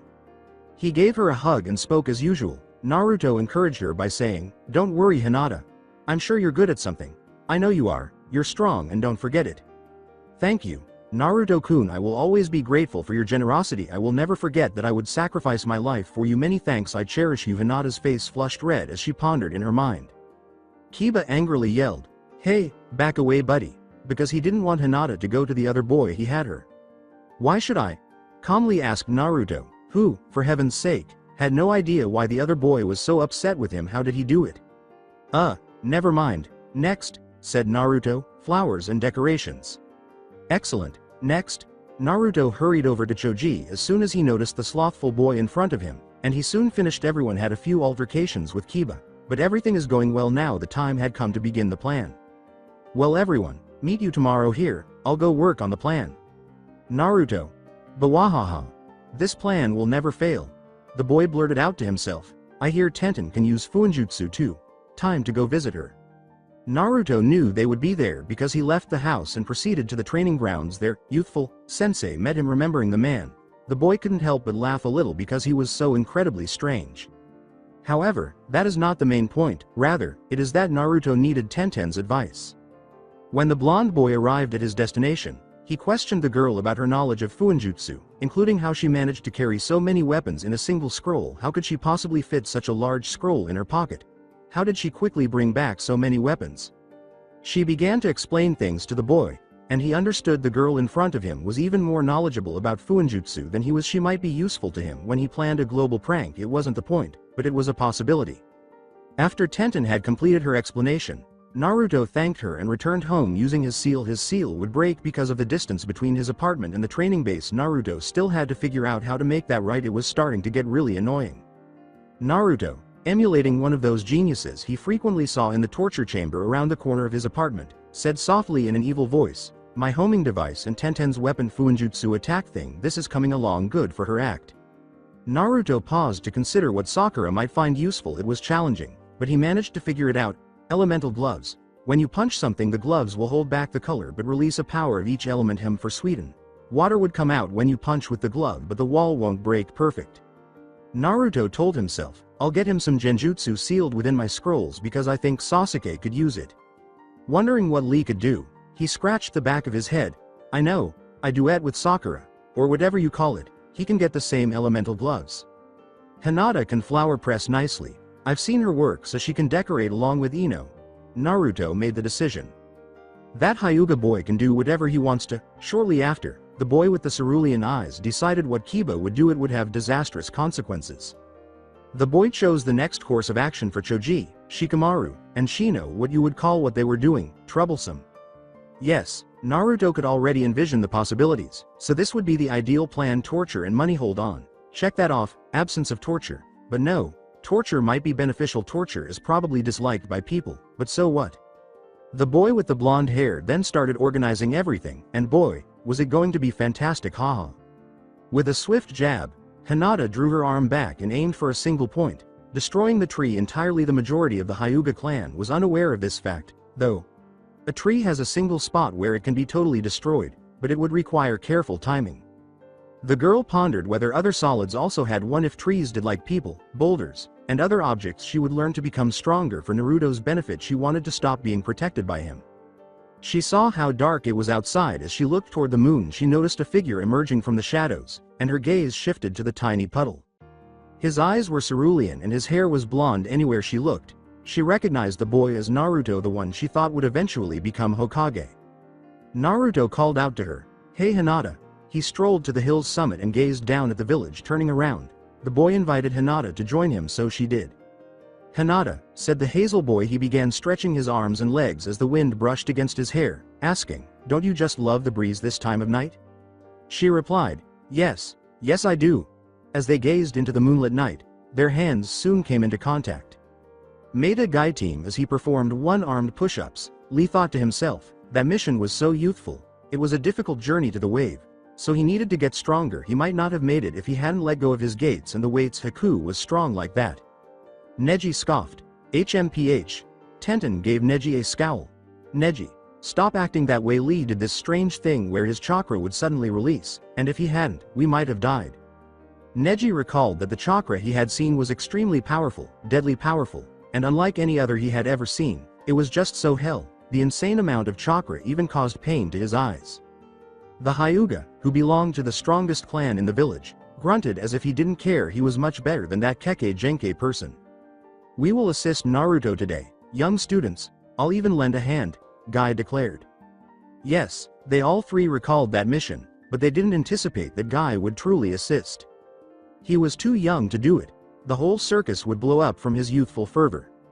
Neji didn't really care what happened or even if he wanted to do it. It was just a mission that he had to complete, and the more destruction the better.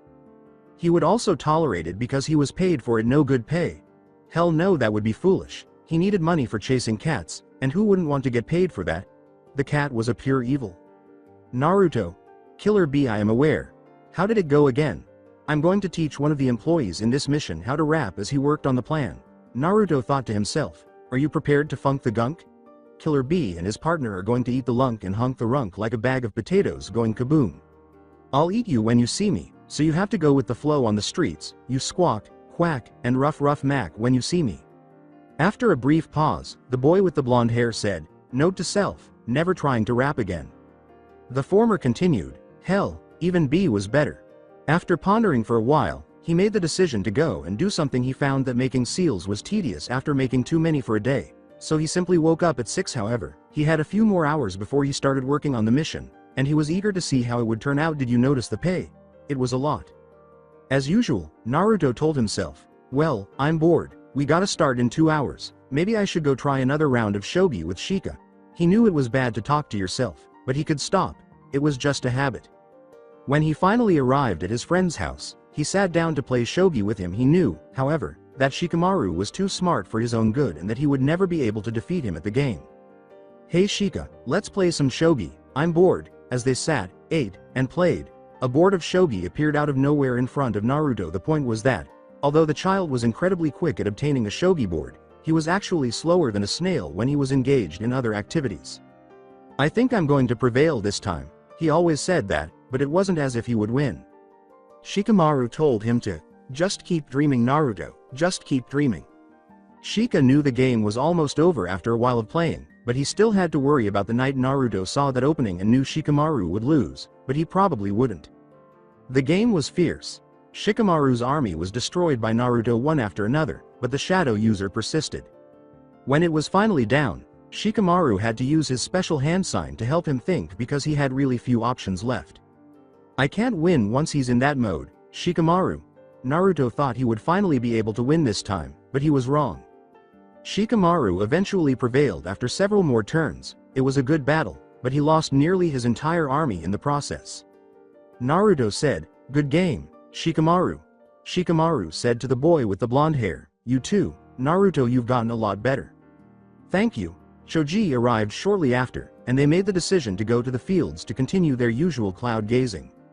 All right, let's begin the mission by heading to that circus location. Are you guys prepared?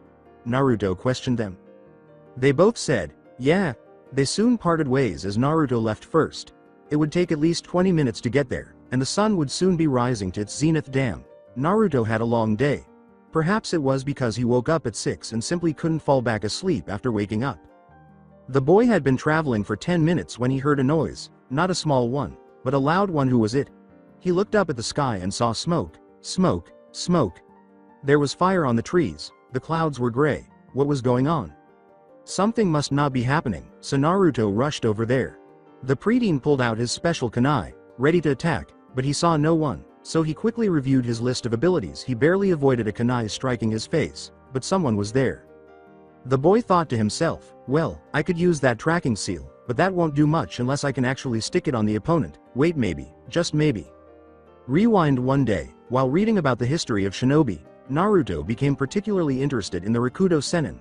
The man who initiated it all. He possessed the Rinnegan, was the strongest of the strong, and knew everything. He was the one who initiated the shinobi's history. The blonde boy had been motivated to make a seal that would enable him to use all of the elements. After reading about him, it would take a while, but he would finish it, no matter how long it took. It was difficult, but it was possible if he wanted to become the Hokage. To become the Hokage, one must be kind and strong, and possess the will to defend the village. Naruto possessed all of these qualities, with the exception of strength. In order to become the Hokage, he had to train and do everything in his power to gain the village's respect, make friends, and most importantly, become stronger. To keep his beloved people safe over the flashback. Earth.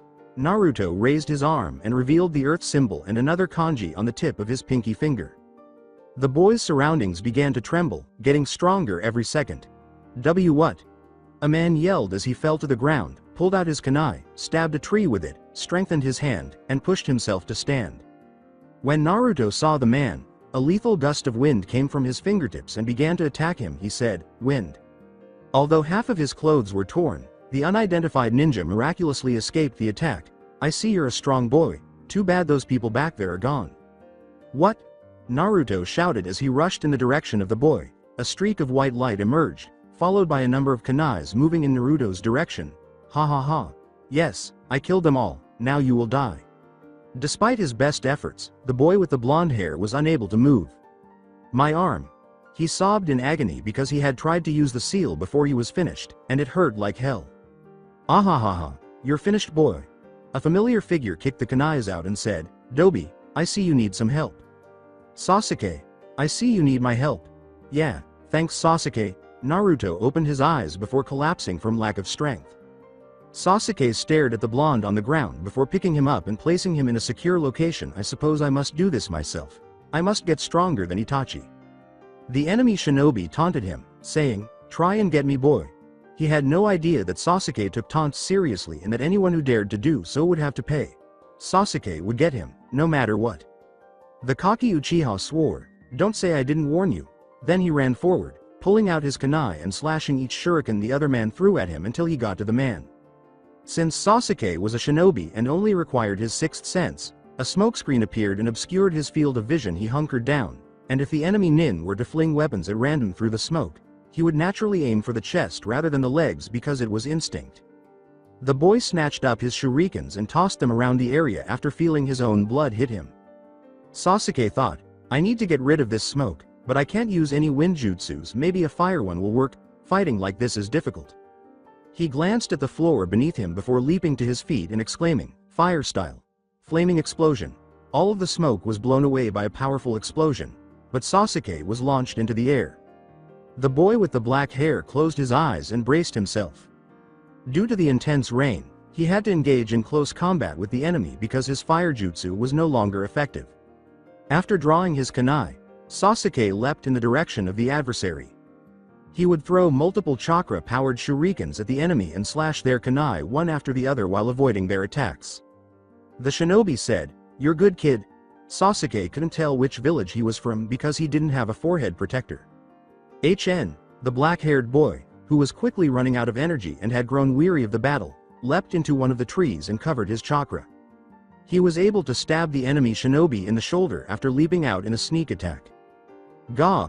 He withdrew and began attacking once more, kicking the man one after the other before switching to kunai attacks and kicking once more until the man was on the verge of losing all of his strength, at which point Sasuke grabbed him by the head and kneed him. As Sasuke panicked, the older man remarked, "Boy, you are lucky I'm only a genin. You will never be able to defeat my teammates who are here in about 30 seconds, I was only stalling." How strong are the other villages, Sasuke thought, considering that he was only a genin. Naruto, even I can't take them on by myself. Out of the darkness, 5 shadows emerged, each one seemingly more powerful than the others. One of them said, loudly but sternly, "I see you defeated him. Do you really think you can defeat me, as I am the last of the Uchiha?" Despite his arrogance, Sasuke knew that this was his death wish. "Hee, pathetic fool, ha ha ha ha," one of the men remarked. A boy screamed in agony as thunder struck the area, and Sasuke felt the rain coming down harder. Ino and Sakura. The flames. We must remove it. It was a miracle that they were still alive, Sakura said hastily as she went to administer first aid to everyone who had been hurt. The majority of them had died. "I'll take care of that." They needed a lot of water because the firewood nearby would catch fire and spread to the trees if they didn't allow it to happen. Ino responded as she went to fill the bucket with water and returned. Fortunately, it appeared that rain was on its way. The situation was improving and the fire was no longer spreading as rapidly after the blonde girl finally put it out. "Are you aware of the reason behind their attacks?" the owner of this circus act thing was asked by the girl with the pink hair. No, he lied, but Sakura couldn't help but notice that he was lying because his eyes began to look away. She repeated, "Please tell us, or we can't help you." He responded, "Fine, it's because we stole one of their sacred treasures, one of the legendary swords. It's supposed to have the power of lightning. One of the 7 swordsmen of the mist had wielded it." "Why didn't you tell us this?" Sakura asked icily, her voice growing progressively softer with each passing second. The man replied, "The pay would have to go up, and we don't have that much money." Before returning to her work, the girl with the pink hair said, "Well, we'll let the Hokage settle this, since we don't have time for this. We have to tend the wounded and stop the fire." Kiba, Choji, and Shikamaru. From where did they all originate? Akamaru began barking loudly as Kiba yelled angrily. Kiba became even more enraged when a shinobi said, "Shut that mutt." Nobody, not even Akamaru, had insulted him. "It's not a mutt, Akamaru," In response, the dog boy and his partner launched an attack. "Don't rush in, Kiba," Shikamaru attempted to explain, but the animal boy ignored him and carried out the action anyhow. Fang is spitting fangs. With incredible speed, he and Akamaru destroyed every tree in their path and even hurt one of his adversaries. Shikamaru knew that they couldn't defeat them if they went one-on-one, so they would have to attack all at once. They had 2 people in total, but they were really skilled. According to Shikamaru, Kageme no Jutsu, as his shadow moved behind the trees and held the 2 shinobi motionless. The boy had everything planned out and backed away to a tree. He still had more room than his opponent, so he could dodge by bending backwards, but it was perfect. The enemy's head would strike a tree, hitting both of them but avoiding him. He did it once. He was in the proper location. Plan successful. Kunais were lodged in each of their shoulders. "Shoji, grab the rope and tie them," he replied. Shoji answered his best friend. "Okay Shika." With his arms folded, Kiba said, "HMPH, I could have done that better." Team Might Guy. It had only been 3 minutes since they had left for the circus, but they could both smell the strange smell of smoke, so they hurried to catch up because they had no idea what it might be. After 2 minutes, the smoke became more intense and they began to see red objects that appeared to be fire. "We must arrive quickly, Guy-sensei." As they began to run more quickly, Lee remarked. "Sasuke and Naruto. What was that?" As he rose from the ground, he let out a cry of pain. "Are you there, Dobi?" If he wasn't, Sasuke would have to deal with the enemy by himself, which he knew he couldn't do because there were too many of them for one person to handle. In fact, they were most likely of the Junin class, and he was only a genin. After examining his body and finding no signs of lightning-related burns, Naruto felt an electrical charge around his middle finger and thought he was safe. However, he was unsure of how this happened. Even though the other men were extremely strong, they couldn't withstand the lightning's attack, and they murmured to one another, "How did that boy not die?" The boy with the blonde hair chose to try a combo attack that he had just thought of while wielding his special kunai. When he pulled out 5 of his metal black kunais and threw them all at the 5 shinobi, who were ready to block the ones coming their way, Naruto threw his special kunai in the center of them all and yelled, "Lightning!" A powerful bolt of lightning struck the kunai, and the power was zapped equally towards the 5 kunais as the enemy blades struck the electrified blade. The shock traveled to their bodies and caused excruciating pain, but he was not strong enough to get them. In order to assist Naruto, Sasuke grabbed his 5 shurikens and aimed them at the Uchiha when a man appeared behind him. The Uchiha lost his balance, so Sasuke turned around and kicked the hooded man, who fell as the Uchiha grabbed his kunai and stabbed him. Now there were 4 more of them. Naruto grinned and said, "I have a friend named Killer B who raps. You might want to give it a try. You'll be much better at it than this. I'm sure he'll teach you, so perhaps you too should meet him." They had never heard of it before, so they were taken aback by the boy's rapping, which sounded even worse than having to eat their mother's soy bacon. My goodness, that was terrible. Naruto then grabbed his kunai and threw it at them once more. He ran quickly in their direction, grabbed it, and kicked them, causing them to land on a rock. "No, I mean it, seriously you should." "What was that, Naruto?" Sasuke questioned him. "So, what was that rap thing?" the Uchiha heir asked the Namikaze heir. No matter how long it took, Sasuke needed to learn how to rap in order to defeat Itachi. "No, seriously, what was that rap thing?" Sasuke wanted to know because it sounded strange, but he thought it might help him become powerful. "Yes, Sasuke, after this, I'll give you a book on rapping," Naruto gave him reassurance. "I can finally defeat Itachi with rapping," Sasuke shouted to himself in his head. Then they prepared to attack the other 4 Team Might Guy. When they finally reached the location of the circus, they saw nothing but ashes, some burned out corpses and a few living people, but the faces of Sakura and Ino were the most familiar. They were extremely relieved that those 2 were still alive.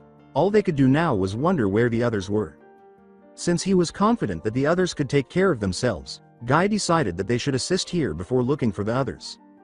Even though they were getting close to it, it was blazing hot, but they managed because they were ninjas and they had to help these people. Otherwise, what was the point of being a ninja?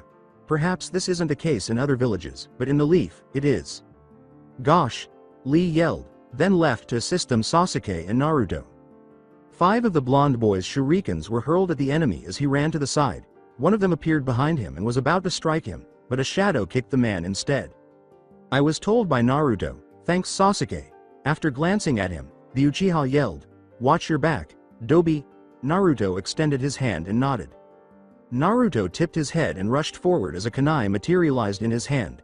3 of the 4 men attacked him, while the other one engaged Sasuke in combat. One of them aimed for Naruto's head, but Naruto blocked it with his kunai, put his hand on the side of the man's chest, and spin-kicked him down. Naruto faced the 3 of them head-on. The man was struck by his own teammate after the blonde boy swiftly rolled over. When the kunai was about to strike the man who had stabbed his own teammate, Naruto leapt to his feet, activated his seal, and appeared to teleport there at great speed before stabbing the man. When Naruto noticed that the hooded man who had been stabbed by his partner had fled, he activated his other seal, and his kunai immediately began pursuing the adversary on whom he had previously placed his seal. 1 man remained, but he made no attempt to assist the others. Perhaps he believed them to be too weak, or perhaps there was another reason. Naruto was at a disadvantage because the kunai wearing his Shunshin seal was preoccupied with pursuing the other man. Naruto was unable to defeat this man. As evidenced by the murderous intent he was displaying, the young boy needed assistance from his teammate, and when he noticed that Sasuke was nearly finished, Naruto had to stall the man in front of him. "Boy, do you really believe you can defeat me?" Silently, he said. In response, Naruto said, "Yeah, I will defeat you because I will one day become the Hokage. I like your attitude. Tell you what, tell me your name before I kill you." Naruto smiled, recognizing that even if he wanted to kill him, he was being heard. "My name? Remember it, Naruto, Naruto Uzumaki, Datbeo." Naruto felt the pressure of the lightning behind him. It appeared to be very powerful. He had to avoid it. It was foolish to confront it head on. The boy saw 2 blades emerging from the man's hood, and the man charged at him. "You have courage, child. Before you pass away, I'll demonstrate the blade's strength to you." When he noticed that his tri-pronged kunai had finally reached its target, the boy with the blonde hair turned to his side and brought it back to his hand. When Naruto leapt to his feet, the man threw his lightning at him. The Uzumaki grabbed his weapon and tossed it aside, then vanished and reappeared with lightning speed, throwing it again in the direction of the man's left arm. He watched as the hooded figure reacted and spun around with his sword. With a sly smile, the boy threw his weapon to his right and teleported off. The older man smiled behind his hood and said, "My name is Yu Kazami."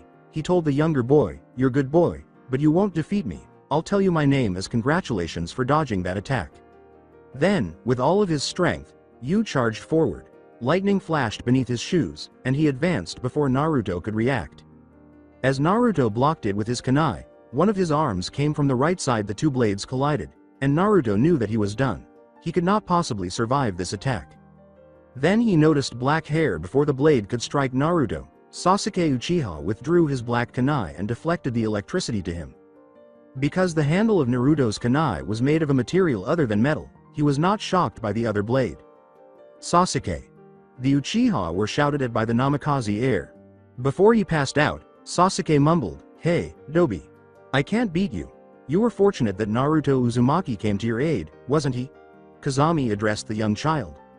Sasuke took the hit for Naruto Uzumaki, so he would have to repay the enemy 1,000-fold. Naruto Uzumaki was now angry and determined to destroy Yu Kazami no matter what. Naruto's bright cerulean eyes were gone, and he turned to face the enemy, staring directly into his eyes before saying, emotionlessly, "I'll destroy you. No matter what it takes, you will die." He then gripped the weapon he was holding more tightly. He applied more pressure to his arm, pushing the sword away before hurling his kunai into the air. He quickly reached the location of his kunai, grabbed it, and performed some hand seals. His teleportation seal materialized out of thin air, and he conjured up something from it. A piece of paper emerged, which Naruto took and placed in his pocket. His eyes were emotionless as he performed another seal, and this time a second tri-pronged kunai materialized in his left hand. After throwing the right one at the enemy, he reappeared right in front of the man. Naruto used his left kunai to block the incoming blade from his left side, then he put his hand on the man's head and leapt away. Knowing that he would be struck by the sword's lightning if he remained motionless for longer than 5 seconds, the blonde boy ran across the field, put his hand in his pocket, and removed his tag. Then, in an instant, he was gone. Yu turned around but saw nothing. He felt a hand on top of the boy's head and was correct. Naruto threw the kunai on his right hand away and reappeared there after placing the explosion tag on top of the man's head. The hooded man heard lightning approaching him as the spiky-haired boy grabbed his kunai from the ground in front of him. Yu was furious. He joined the 2 blades and made them double-sided before pointing them skyward. Then there was a powerful flash of lightning as the rain grew more intense. Naruto closed his eyes and began to consider his options. Then he remembered that they hadn't detonated the tag on the man's head. Naruto saw an opportunity to blow it up just before the lightning struck. So he went through a few hand seals and it exploded. The boy saw the blade drop from his grasp, so he hurled his kunai in its direction and seized it. Yu Kazami performed his technique and went through a couple of hand seals, not expecting it to end this way. He leapt to the top of the sky and accomplished it. Telegram flash. Lightning style. When he got to the ground, he slammed his hand down, causing lightning to appear beneath Naruto. Lightning had begun to appear within his hand. What? The boy then let out a scream. He still had some energy, so he came up with a plan. His body hurt all over, and he had to do this all at once, so he had to think of something that would work. Naruto would have died by now if that man had been a mid to high level chunin. Fortunately, he was only a low level chunin and didn't know how to wield the sword. Naruto was aware that the blade in his hand was capable of conducting lightning, so it didn't matter if he powered it up with the sword and applied his lightning seal. He stood up and aimed the blade at the man, charging all of his chakra into the seal and letting it fly. The sword charged until it was incredibly powerful, then it released the attack so powerful that the ground around it was destroyed, and Naruto could feel the pressure of it even before it struck. Good game, Naruto Uzumaki, you'll make a fine Hokage one day, Yu Kazami said, looking directly into Naruto's eyes, before the lightning engulfed him. After that, Naruto went to his kunai, picked it up, and walked to Sasuke before fainting because he was exhausted from the fight and would have lost if it had gone on any longer. After 2 days, even though they had failed the mission, they were still compensated for their protection and other benefits, so it wasn't all that bad. Just yesterday, Naruto woke up while Sasuke was still in the hospital. The blonde boy's abilities as a Jinchuriki allowed the Kyuubi to heal him more quickly, which is why he woke up so quickly after the fight.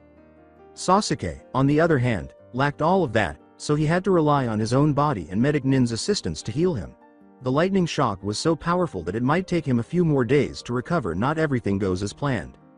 However, a number of fangirls continued to visit the Uchiha's room to watch him, and Naruto, one of the non-fangirls, entered to express gratitude to Sasuke for taking that blow for him because he would have otherwise died. The Uzumaki boy learned the names of the 2 swords, which they called Kiba, and was permitted to keep them. Sasuke seemed like the Kenjutsu type, so perhaps he would want them. The individuals who gave the order had vanished. They had either moved on to another village or somewhere else. The boy was hungry after waking up, so Naruto yawned and stared up at the sky, which was pure blue and perfect today with no clouds in the sky. He made the decision to get dressed and then go outside to eat, but he had no idea where to go. Possibly Ichiraku's ramen, since he hadn't been there in a long time, because of all the missions and other things. Naruto needed some ramen because it had been a long time since he had visited Ichiraku's ramen shop, and he also had his coupon. Nothing was better than free ramen, you know. After saying, "Hi Ayame ne-chan," with a smile, the boy hurried to his seat and took a seat. "Hey Naruto, how are you? Where have you been?" she answered. I was quite concerned about the boy, who hadn't been seen in a long time. Leaning slightly back, Naruto said, "Well, I've been on a lot of awesome missions. They were really cool, dangerous though," he exclaimed joyfully. "That's great, Naruto. I hope your next mission goes well," Ayame addressed him. Naruto, who had just woken up with nothing to do, was extremely bored and drowsy at the moment, so she went off to prepare the food for him after the blonde-haired boy gave her his coupon. After what felt like centuries to Naruto, the meal had finally arrived, but it wasn't really that long.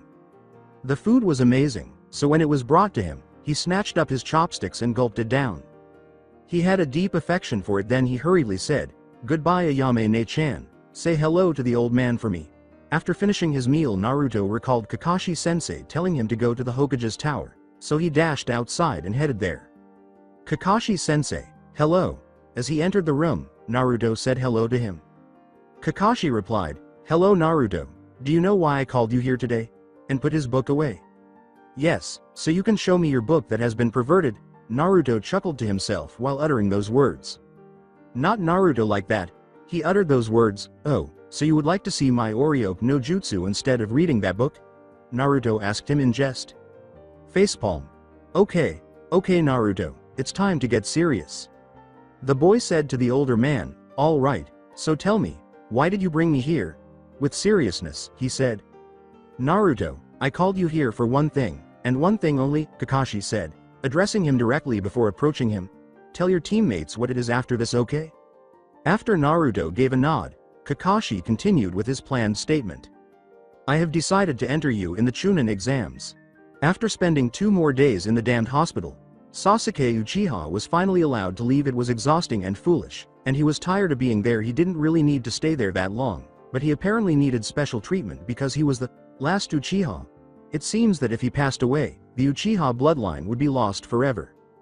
Sasuke was informed about the Chunin exams by Naruto Uzumaki. When he arrived that morning, Sasuke was glad it was approaching and prepared for it. Being a proud Uchiha, he had to demonstrate his abilities to the world. He needed to be strong as a Uchiha in order to exact revenge on his clan and destroy his brother to begin with. He needed to understand how Naruto was able to be so strong. He had to be more powerful. The boy with the black hair tried to recall what his teammate had told him about the training location in the morning. Yes, they had to get together at the location where the bell test was conducted. Initially, Sasuke was prepared. After returning home and getting dressed, he left for the training grounds. Naruto yelled, "Yo Sasuke!" to his companion. After giving him a look, Sasuke finally spoke, "Naruto, do you have anything that could make me stronger?" Then, Naruto gave him a response, I never thought you would ask. I made a new seal for you, along with a new weapons. The weapon won't come to you till tomorrow though, it still hasn't adjusted to its new form." Although Sasuke didn't show it much on the outside, he was truly happy on the inside. "Okay, so, here it is Sasuke. This seal is one of the seals that will correspond with your new weapon. You just have to charge chakra into it and the energy will go to your sword, converting the chakra to lightning chakra. It's something to do with your new sword." Naruto clarified for him what it was going to do. He was asked by Sasuke, "What else?" Naruto was about to list the other weapons he had made for Sasuke when he told him, "Your seal is for close combat, escaping tight spots, or if you want to, you can use it to power yourself, so you can use it for a one-hit shot. First off, instead of telling you what seals I created for you, I'll give you the new shurikens that I created for you. They're different from normal shurikens, lighters, thinner and more efficient. Along with those, they also have seals carved in them. You can tell the element of the shurikens from the color that's carved in," Naruto stated before proceeding to demonstrate his other weaponry. "I also created some elemental kunais for you. Along the lines in the middle, the color will correspond with the element it is. They both work the same way." Sasuke congratulated him, saying, "Nice Dobi, I didn't know you had it in you to create these things." Then Naruto was going to instruct him on how to wield the weapons. "Okay, to activate the elemental powers, you have to insert your chakra within them." Naruto inhaled deeply as he prepared to present Sasuke with his seal. "The reason I created these for you were because I knew that you could use them due to your very creative fighting. You could probably find a lot of ways to use these." Naruto thought it would be a great idea, and besides the fact that he couldn't get out of the tight spot he was in with Yu Kazami, he could probably use this seal to help Sasuke escape from hose-type situations. "Okay, then, your seal's the first seal I made you as a custom gravity seal. It comes with a cost though, but it will help you in times of need, but they consume a lot of chakra, so be careful. It'll help you with a lot of things so you won't die." "Well, thanks Dobi, wanna spar now? I feel like testing these new equipment out," Sasuke responded. They took their positions and started fighting. They were unaware that Sakura Haruno, a girl, was observing them from a distance. She was a real stalker. Naruto made the decision to run a short distance, then he prepared to run. It began. It shot forward, towards Sasuke on the left. Correct up kick, jab was left, the uppercut miss strike miss strike strike. In order to touch Sasuke's right arm, Naruto pushed his entire body over. He succeeded, then leapt away. Sasuke's fire style, Grand Fireball Jutsu, blazed through the grass as it traveled to Naruto. When the boy with the blonde hair threw his kunai into the flames, it was consumed but not destroyed. The tri-pronged kunai succeeded in crossing over where it was. Naruto materialized and gave Sasuke a head kick. The Uchiha remained steadfast. He rolled sideways and leapt to his feet as he fell. Naruto was too slow, but he saw an opening in that one instant. Sasuke had gained the upper hand. A flame was approaching the boy as the Uzumaki turned around, but he was quickly reminded of how he had placed that seal on Sasuke. After turning it on, he materialized next to Sasuke's right arm and kicked him to the ground. With a leg boost, Naruto sprinted towards Sasuke to deliver the final blow. The black-haired boy swiftly pulled out his wind shuriken, charged it, and hurled it in Naruto's direction because he was ready for this attack. Fire style, Grand Fireball Jutsu. The wind shuriken was swiftly followed by a fireball, which grew stronger as the wind from the shuriken swiftly blended with it. Naruto needed to think fast because he had no way to stop this attack. His cooling and heat seals were useless. Hold on. He knew what to do. What prevented him from rerouting this fireball if his kunai could propel him forward at great speeds in its direction? Yes, he understood why he was unable to redirect. He lacked any seals capable of doing so. Naruto told himself, I guess I'll have to take it head on. Not, he chuckled before making his getaway with Kawarimi. Sasuke asked himself in a whisper, did I get him? Then, from behind the boy, a kunai appeared, and a moment later, another boy emerged, holding his kunai to the other boy's neck. According to Naruto, I win. Then Sasuke responded, how about no? A kunai swiftly emerged from his pouch, and then, with a single slash to the air, lightning erupted from the blade, traveling all the way to Naruto. Sasuke used the opportunity to boost all the way to Naruto after the boy used his sword to block it but fell backwards due to the pressure of the lightning. He used all of his chakra to force himself on Naruto after activating his gravity seal, knowing that he would perish if he moved. Naruto conceded defeat, saying, ah well, I surrender, good job Sasuke. This new seal you created for me and the weapons work great Naruto, said Sasuke to him. Ha! I'm gonna become the Hokage one day. If I can't create a simple seal, I won't be able to become the Hokage then, the kid laughed. Hey, keep on dreaming Dobi. Sakura, meanwhile, was stunned after witnessing the entire fight. What was their strength? She couldn't fight anyone because she was so weak. She was simply so worthless. The extremely powerful individuals she observed were, in fact, simply high-level genin. Furthermore, Naruto probably wouldn't reach high-level genin without the Fuinjutsu. He would still be more beneficial than Sakura, though. Naruto addressed his friend, saying, oh, that reminds me. Where's Sakura? I created some seals for her to use in the exams. Sasuke answered, probably with the fangirl club. Sakura. After learning about Sakura and seals, the girl made the decision to leave her hiding place. Naruto yelled, hey Sakura, to her. Yes Naruto? She replied, hoping he would make her something so she wouldn't feel worthless any longer. She needed to at least do something to support the group so Sasuke would finally notice her. Bawahaha. After giving her a quick glance and performing a few hand seals, a huge scroll appeared out of nowhere. Okay, so I created some seals for you. It'll help a lot in the exams and various other things. Then he pulled a few seals from the scroll. An explosion tag he had created for himself but chose to modify for Sakura was the first item to emerge from it. The explosion radius depends on how much chakra you put in. You have precise chakra control, so I think you'll manage. Now your transportation seal for a first aid kit. This part is what you put on top of the kit you want, and to summon the kit to you, just put a little chakra in the transpiration seal and it'll appear. Naruto guided her through the process. Naruto was about to explain that he wanted to give Sakura a close-range seal, but he couldn't really think of a name for it. Okay then, I have 3 more combat seals for you, 3 close range. Well, I don't have a seal for this one, so I'll just tell you what it is. It's basically the gravity seal that Sasuke has, except this one makes your physical power stronger. Trust me, I don't know how I did it, but I did. Who's the best Hokage ever? Me. He thanked himself and presented it to Sakura. Okay, I need to place the seal on your stomach since that's the source of where chakra within your body comes from. Can you lift your shirt? For a very long time, the girl with the pink hair glared at him. Pervert. Sasuke gave him a look. Dobi, that was a bad move. Despite her slight fear of approaching Naruto, Sakura said, whatever, I'll just give you seals first. She received the next seal, an electrifying seal. From Naruto. The girl gave him her hand and said, here, give me your hand. After applying some hand seals and pasting the paper onto her hand, it vanished for some reason. With your physical power, and this combined, along with the seal I was going to give you but you didn't allow me to, you would become incredibly strong. Naruto was pleased with her. Then he turned to the final one. Oh, my mistake. This isn't a combat seal. I'm not sure what it's for, but unlike the other seals, it can only be used once. For the explosion tag I gave you, it has about 20. So let me know if you want more. You can also use this seal to either heat or cool things. Just write the kanji for heat or cool in the center of the circle, and it should work without the need for chakra because it already contains chakra. Thank you, Naruto. Sakura exclaimed joyfully. She lifted her shirt just below her chest and said, well, since I trust you, you can put the seal on. After placing the paper on the stomach and performing a few hand seals, Naruto made it vanish. Alright, so this won't require as much chakra as Sasuke's seal, but you have to concentrate your chakra in one spot on your body, so you have to quickly move it from your arm to your leg. It won't speed you up, but it will harden that spot. Naruto informed them, well, that's all. I need to go check up on the weapon that I'm making for Sasuke. He then left. The day they had been looking forward to, the Chunin exams, had finally arrived. They needed to be successful with the new equipment they had acquired. Team 7 was ready for anything, including this.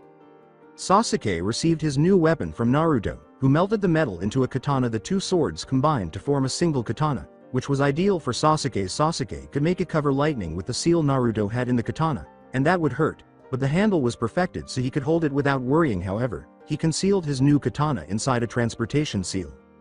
Sakura, on the other hand, had finally mastered her fighting technique. Her lightning seal would already be doing enough damage without her having to use her seal, which allowed her to concentrate her physical energy in one area to deal more damage. All they had to do now was improve their skills so they could actually avoid the attacks. That wasn't an issue for Sasuke, but Sakura would be a major one because she wasn't very quick and all that, so it might be a little challenging. Naruto had two tri-pronged kunai ready today, one on each side of his trousers, so he was ready for anything. Visible to anyone who happened to glance, but Naruto didn't give a damn. He kept his normal kunais and shuriken in his pouch for easy access, and he only needed to seal his hand to call forth the rest of his equipment. The boy had just received new clothes for the exams the day before. Aside from the fact that you had to look cool for these things, he needed something stealthy to make him look cool. In addition to his new orange shirt with a black spiral on the back and his new navy blue pants that were comfortable enough for him to wear throughout the day so he could battle enemies without any issues, he also received a new hoodie, this time in black instead of white. After they had finished eating, equipped everything, and prepared everything, they made the decision to go through the door and climb the stairs. Naruto started counting the number of floors they had climbed. Nobody really knew why, but let's just leave it at that. Naruto was perplexed and could only count 2 floors when they eventually arrived at floor 301. He asked Sasuke and Sakura, who had only climbed 2 floors, why they were on floor 301. Naruto whispered, "Hey, Sasuke, Sakura, how are we on the 3rd floor exactly?" Sakura informed him, "This is a genjutsu, Naruto." They then proceeded to walk. One of the 2 fake genin called out to the 3 genin from Team 7, asking, "Where are you 3 going?" Naruto yelled at the top of his lungs after waving his hand up at them. Then they walked until they arrived at the actual 3rd floor and entered the room, saying, "Huh? You'll have to do better than that to trick the next almighty Hokage, Naruto Uzumaki." A voice called out to them just as they were about to enter the room where everyone was assembled. That man in the green tights was the source. He had issued a fight challenge to Sasuke Uchiha. Lee Rock. Sasuke has known Guy's team for a long time, and they are very strong. He probably won't be able to beat them, but he had to try against Lee, and if he didn't succeed, he failed with pride. Sasuke told Rock Lee, "You won't be able to defeat me if you can't defeat Naruto." After giving it some serious thought, the boy realized that he needed to challenge Naruto first because Sasuke would undoubtedly fight him if he defeated him. He turned to face Naruto. "Naruto Uzumaki, I challenge you to a duel," the boy with the spiky hair said, nodding, "Yes." At that point, they had assumed their positions and were ready to engage in combat. Naruto flung his tri-pronged kunai forward after removing it from his right side. Rock Lee was going to learn why Naruto only threw one, but he didn't know yet. Before he could get the kunai, the boy made the decision to catch it. He was kicked in the face by Naruto, who materialized out of nowhere. The bowl cut boy moved so quickly that he nearly teleported and appeared behind Naruto, saying, "So that's what it was for. You indeed strong, Naruto, but I will show you that I am stronger." Rock Lee's left shoulder was taped by the Uzumaki boy. After he turned around, Naruto was kicked from the right side by the boy in the green tights, who did so with great force and speed despite blocking it. Naruto was only knocked down by the force of the attack. Naruto was on the ground when Lee made the decision to grab him. Naruto rolled over and kicked Lee off the ground just as the punch was about to land. As he was about to fall, the 1-year-old boy performed a handstand and used his hands to keep himself from falling. He leapt into the air and then landed after hurling his kunai into the air to where Lee was. Naruto reappeared there, retrieved his kunai, pulled out several shurikens, and hurled them at Lee. Naruto activated the seal he had previously placed on Lee's left shoulder. As they were falling, he came up behind Lee and tried to catch his arm as he fell, but was unsuccessful. The boy swiftly slipped from Naruto's hold and landed on the ground. He addressed Naruto. Lee was holding back during that battle. "Yosh! You are so youthful, Naruto-kun." He exclaimed. He only wanted to see how strong Sasuke was. Now that he thought about it, and didn't want to harm Naruto. Sasuke wasn't particularly powerful, was he? "Well, I will be off now. Sakura-chan, will you be my girlfriend?" he inquired. Sakura said, "You know," before turning around. Lee said to them, "Well, "Goodbye, my youthful comrades," and then vanished. Sakura said. Glancing at them, they then began to make their way to the room where everyone had gathered because the exams were about to begin, asking themselves, "I wonder what was his problem." Then they entered the door with a flirtatious tone. Ino exclaimed, "Oh, Sasuke-kun, you're finally here," before approaching to give Sasuke a hug. "It's been so long since I last saw you." When Sakura realized how close the two were, her veins began to swell. "Ino pig, Sasuke is mine," she grunted loudly. Leaning towards Sasuke's ears, Naruto murmured he left to say, "Good luck," to his other pals. Sasuke pondered in his mind, "You will pay for this, Naruto." Naruto yelled, "Yo Shika, Choji," as they began to approach him more closely. Shikamaru appeared bored as usual, which is understandable given this pointless test and other things. Shikamaru questioned him, "So you have to take this exam too?" Naruto gave a nod. "Girls were such a pain in the ass. Ino made us take this test or she wouldn't be able to prove that she was better than Forehead Girl." The team from Kurenai appeared from another direction. Naruto shouted, "Oi, Hinata," as she approached. Hinata uttered the boy's name with her well-known stutter, "WW, what is it, Naruto-kun?" His head was scratched by Naruto to cheer up his friend. The boy said, "I see you came too. Good luck on the exams." Hinata's face flushed. Kiba yelled at Naruto, "Look at what you did, you made her face red." Naruto said, That usually happens, I dunno why," and turned to leave. Following that, they all began discussing utterly unrelated topics, nothing particularly noteworthy. They eventually grew tired of talking and no one approached them or anything. Next, a couple of proctors stood next to the man in the center of a smoke bomb. Given all of the scars on his face, he appeared frightening. He quickly started explaining to them the pointless, pitiful rules that nobody seemed to be interested in. Naruto, in particular, spent the entire exam preparing a prank after learning that it would be a written test. Then it occurred Naruto they were mistaken if they believed that Naruto Uzumaki could be destroyed by this written test. It was the bad part. He forgot that no one he knew was near him. Despite eating, he never used the restroom. "I should have considered that, but whatever. During these tests, they let you use the restroom, correct?" "Hey, Naruto just came up with the most brilliant idea ever." "Yes, he could always take his sheet of paper and knock out a proctor. I had no idea he was so intelligent." He held up his hand. The boy asked, "Can I go to the washroom?" After examining him, one of the proctors stood up. As they went to the restroom together, he said, "Okay, I will come with you." For whatever reason, the man had chained Naruto's arm to prevent him from escaping. When Naruto got up from his seat, he still had his seal on the man. It was on the side of his shirt, but the man didn't notice. Naruto actually used the restroom when they arrived, but after he was finished his seal came on. He knocked the man out when he appeared next to him. After removing his chains, Naruto peered into the man's pockets. "Goody. All I need to do now is create an exact duplicate of the test sheet." Naruto pulled out a piece of paper and jotted down his thoughts. As he completed the seals and the paper vanished, Naruto uttered the words, "Seal." The boy then pretended to faint as he activated a seal, but he had to make sure to put the chains back on his arm first so that when they came to inspect, they wouldn't notice anything. "Oh, screw it." Naruto scrutinized his hand. Elemental seal, earth. The floor began to tremble around him, and the room's desks began to tremble more violently. The children began to tumble out of their seats. This plan was brilliant. Man, they wouldn't have any suspicions now. He was exhausted, though, because the seal had taken a toll on him. But it was time to step it up a notch to improve its appearance. Level 2 seal. It felt like an actual earthquake now. Then he passed out. Sasuke, meanwhile, was aware of what had transpired. This could only have been done by one person, Uzumaki Naruto. Being the Hokage, one of the proctors asked the blonde-haired boy who was chained on the bathroom floor, "Hey kid, are you awake?" "Well, it seems that you're okay. That earthquake sure was strong and this guy over here probably won't wake up." He took quite the falling look at his head, all bruised. That was funny, Naruto thought to himself as he quietly laughed. It's unbelievable that they were duped by that. After that, they allowed Naruto to get up and resume his test. Many people were shaking their heads when Naruto returned to the room. Let's face it, the level 2 seal wasn't that powerful. Ibiki Morino began to stare at the boy for a while. "That kid, we only have 30 minutes left. The last question will be asked 5 minutes from now, and I'm wondering how he'll finish those questions in that time." The boy sat down and began studying his test. He stretched his arms to perform hand seals rather than just for the sake of stretching. A piece of paper materialized in his pocket after he completed the hand seals. After removing it from his pocket, Naruto placed it on his lap. He filled out his test with all of the answers. How did he come up with those answers? Well, the examiner thought. After waking up so early in the morning, Naruto yawned after a long and exhausting day. Not that it was that long all in a single day.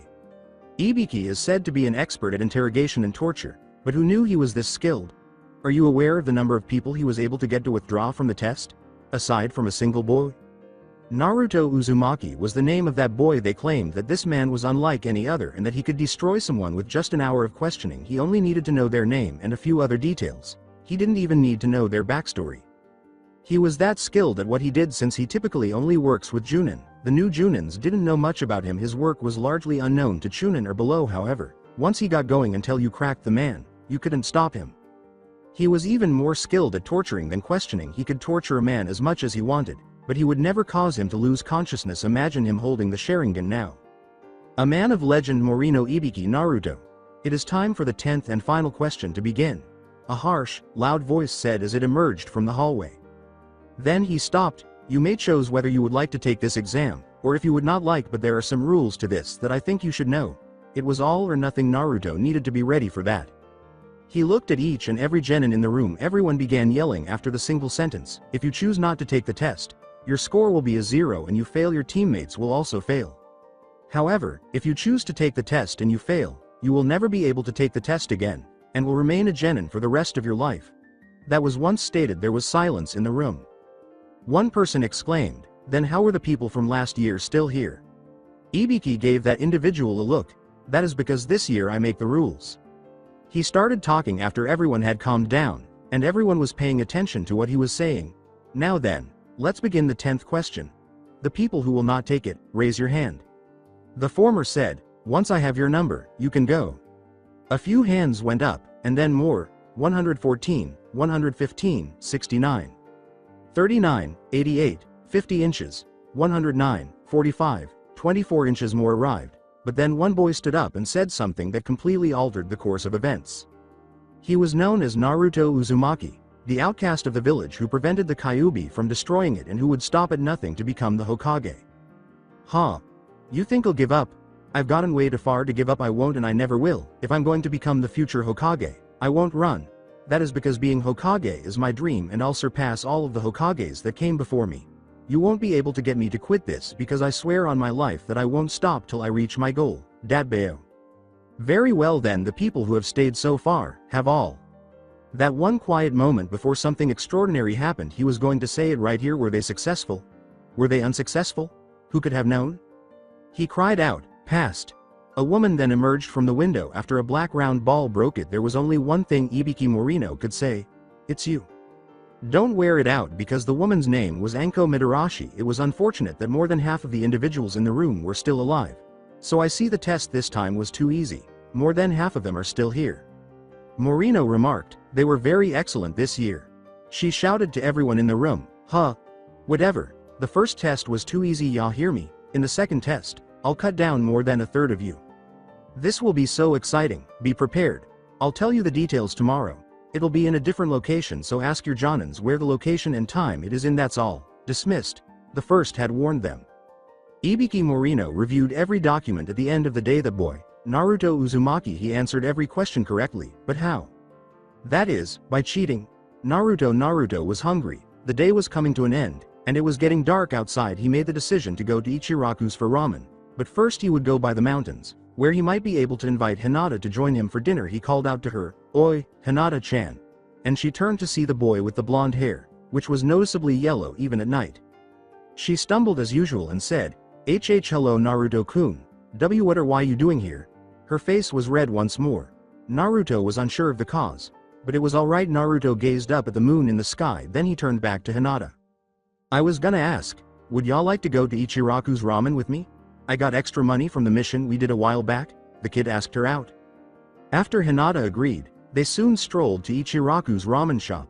They went there after descending the mountain, and when they arrived at the store, they entered inquiring about her food preferences. Naruto Uzumaki and Hinata sat down after Naruto Uzumaki grabbed a seat. She said politely, "Miso ramen please." "I want salt ramen," the boy exclaimed. Then Ayame began preparing the ramen for the two of them. It took a long time to arrive, but the wait was well worth it. The best man I've ever met for ramen. That is Naruto's opinion.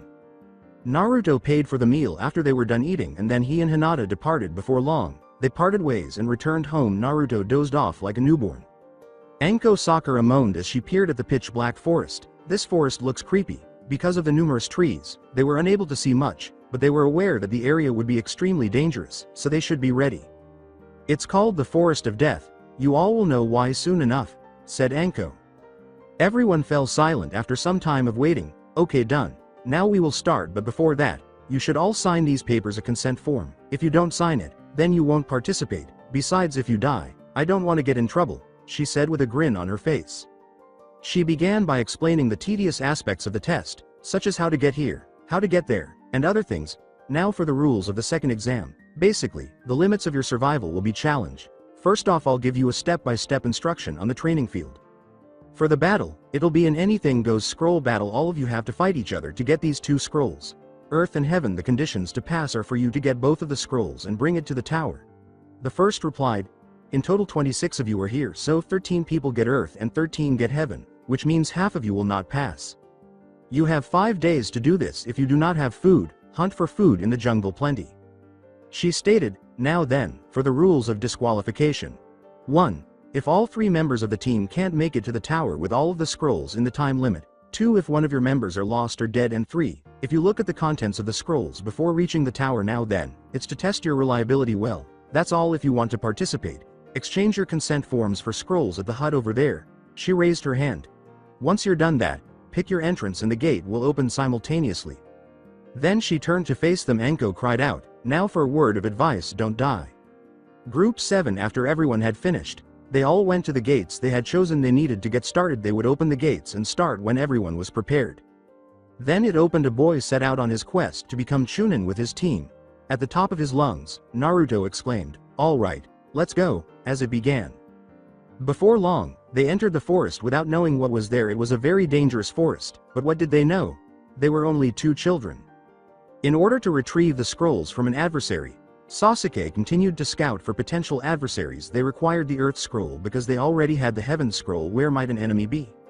Since there was still no sign of anyone, they proceeded through the forest, with Sakura in the center due to her strong blows that were difficult to avoid, and Naruto at the front because he could evade most attacks because he was quick and could avoid most attacks without noticing. Sasuke was in the back.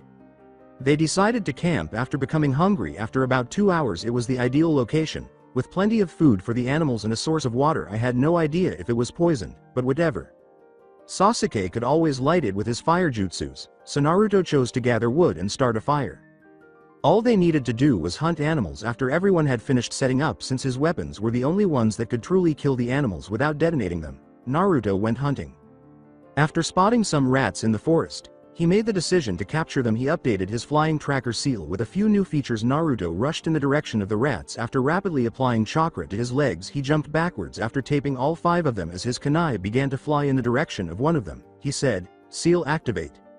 It simply went on to the next one. After hitting the first one, easy food, he adored this new feature. After that, Naruto returned to camp after saying, hey Sasuke, Sakura, I got food. They roasted the rat. After they were done, they used Naruto's heat seal to boil some water before they began to eat. He was told by Sasuke, good job catching all of this food, Dobi. Sakura, meanwhile, was devouring it as if it were the last day. The forest was not without its problems, though a huge gust of wind came from the east of them, but they were too slow to react. After pulling out his kunai, Naruto ran in the wind's direction. Naruto leapt back as his kunai was thrown in a collision with another kunai. They certainly were strong. Their use of the wind technique told Naruto. The girl on their team told Naruto, give us your scroll and we'll go. He shouted, heck no, and disappeared where his thrown kunai was. The boy reappeared. According to one of their team members, that's a nice trick you got. Their team consisted of 3 people. 2 boys and a girl. The boys had the same appearance and were dressed similarly, but their forehead protectors, one was blue, the other was black, made a difference. Wind style. Great breakthrough. The wind roared to life. Although Naruto was able to avoid it somewhat, it slightly scraped his knee. The boy turned to face his teammates again. They immediately assumed their positions as Sakura ran in the direction of the girl. Sakura, you get the girl. Sasuke, you take the boy with the blue headband, I'll take the black one. The other girl was about to strike her when she pulled out her kunai. There was a clash between the 2 blades. I just need to use the seal Naruto gave me to strengthen my hand. After she pushed all of her chakra into her hand, The seal transformed it into physical energy. The girl blew away her kunai after kicking Sakura's kunai out of her grasp. She used taijutsu to fight. Sakura used her right arm to punch. The electrical power was visible. The individual Sakura was fighting said, "What? That hurt, ga." Sasuke moved to another location with the person he was fighting. Sasuke leapt to his feet and performed some seals. He exclaimed, "Fire style! Grand fireball jutsu!"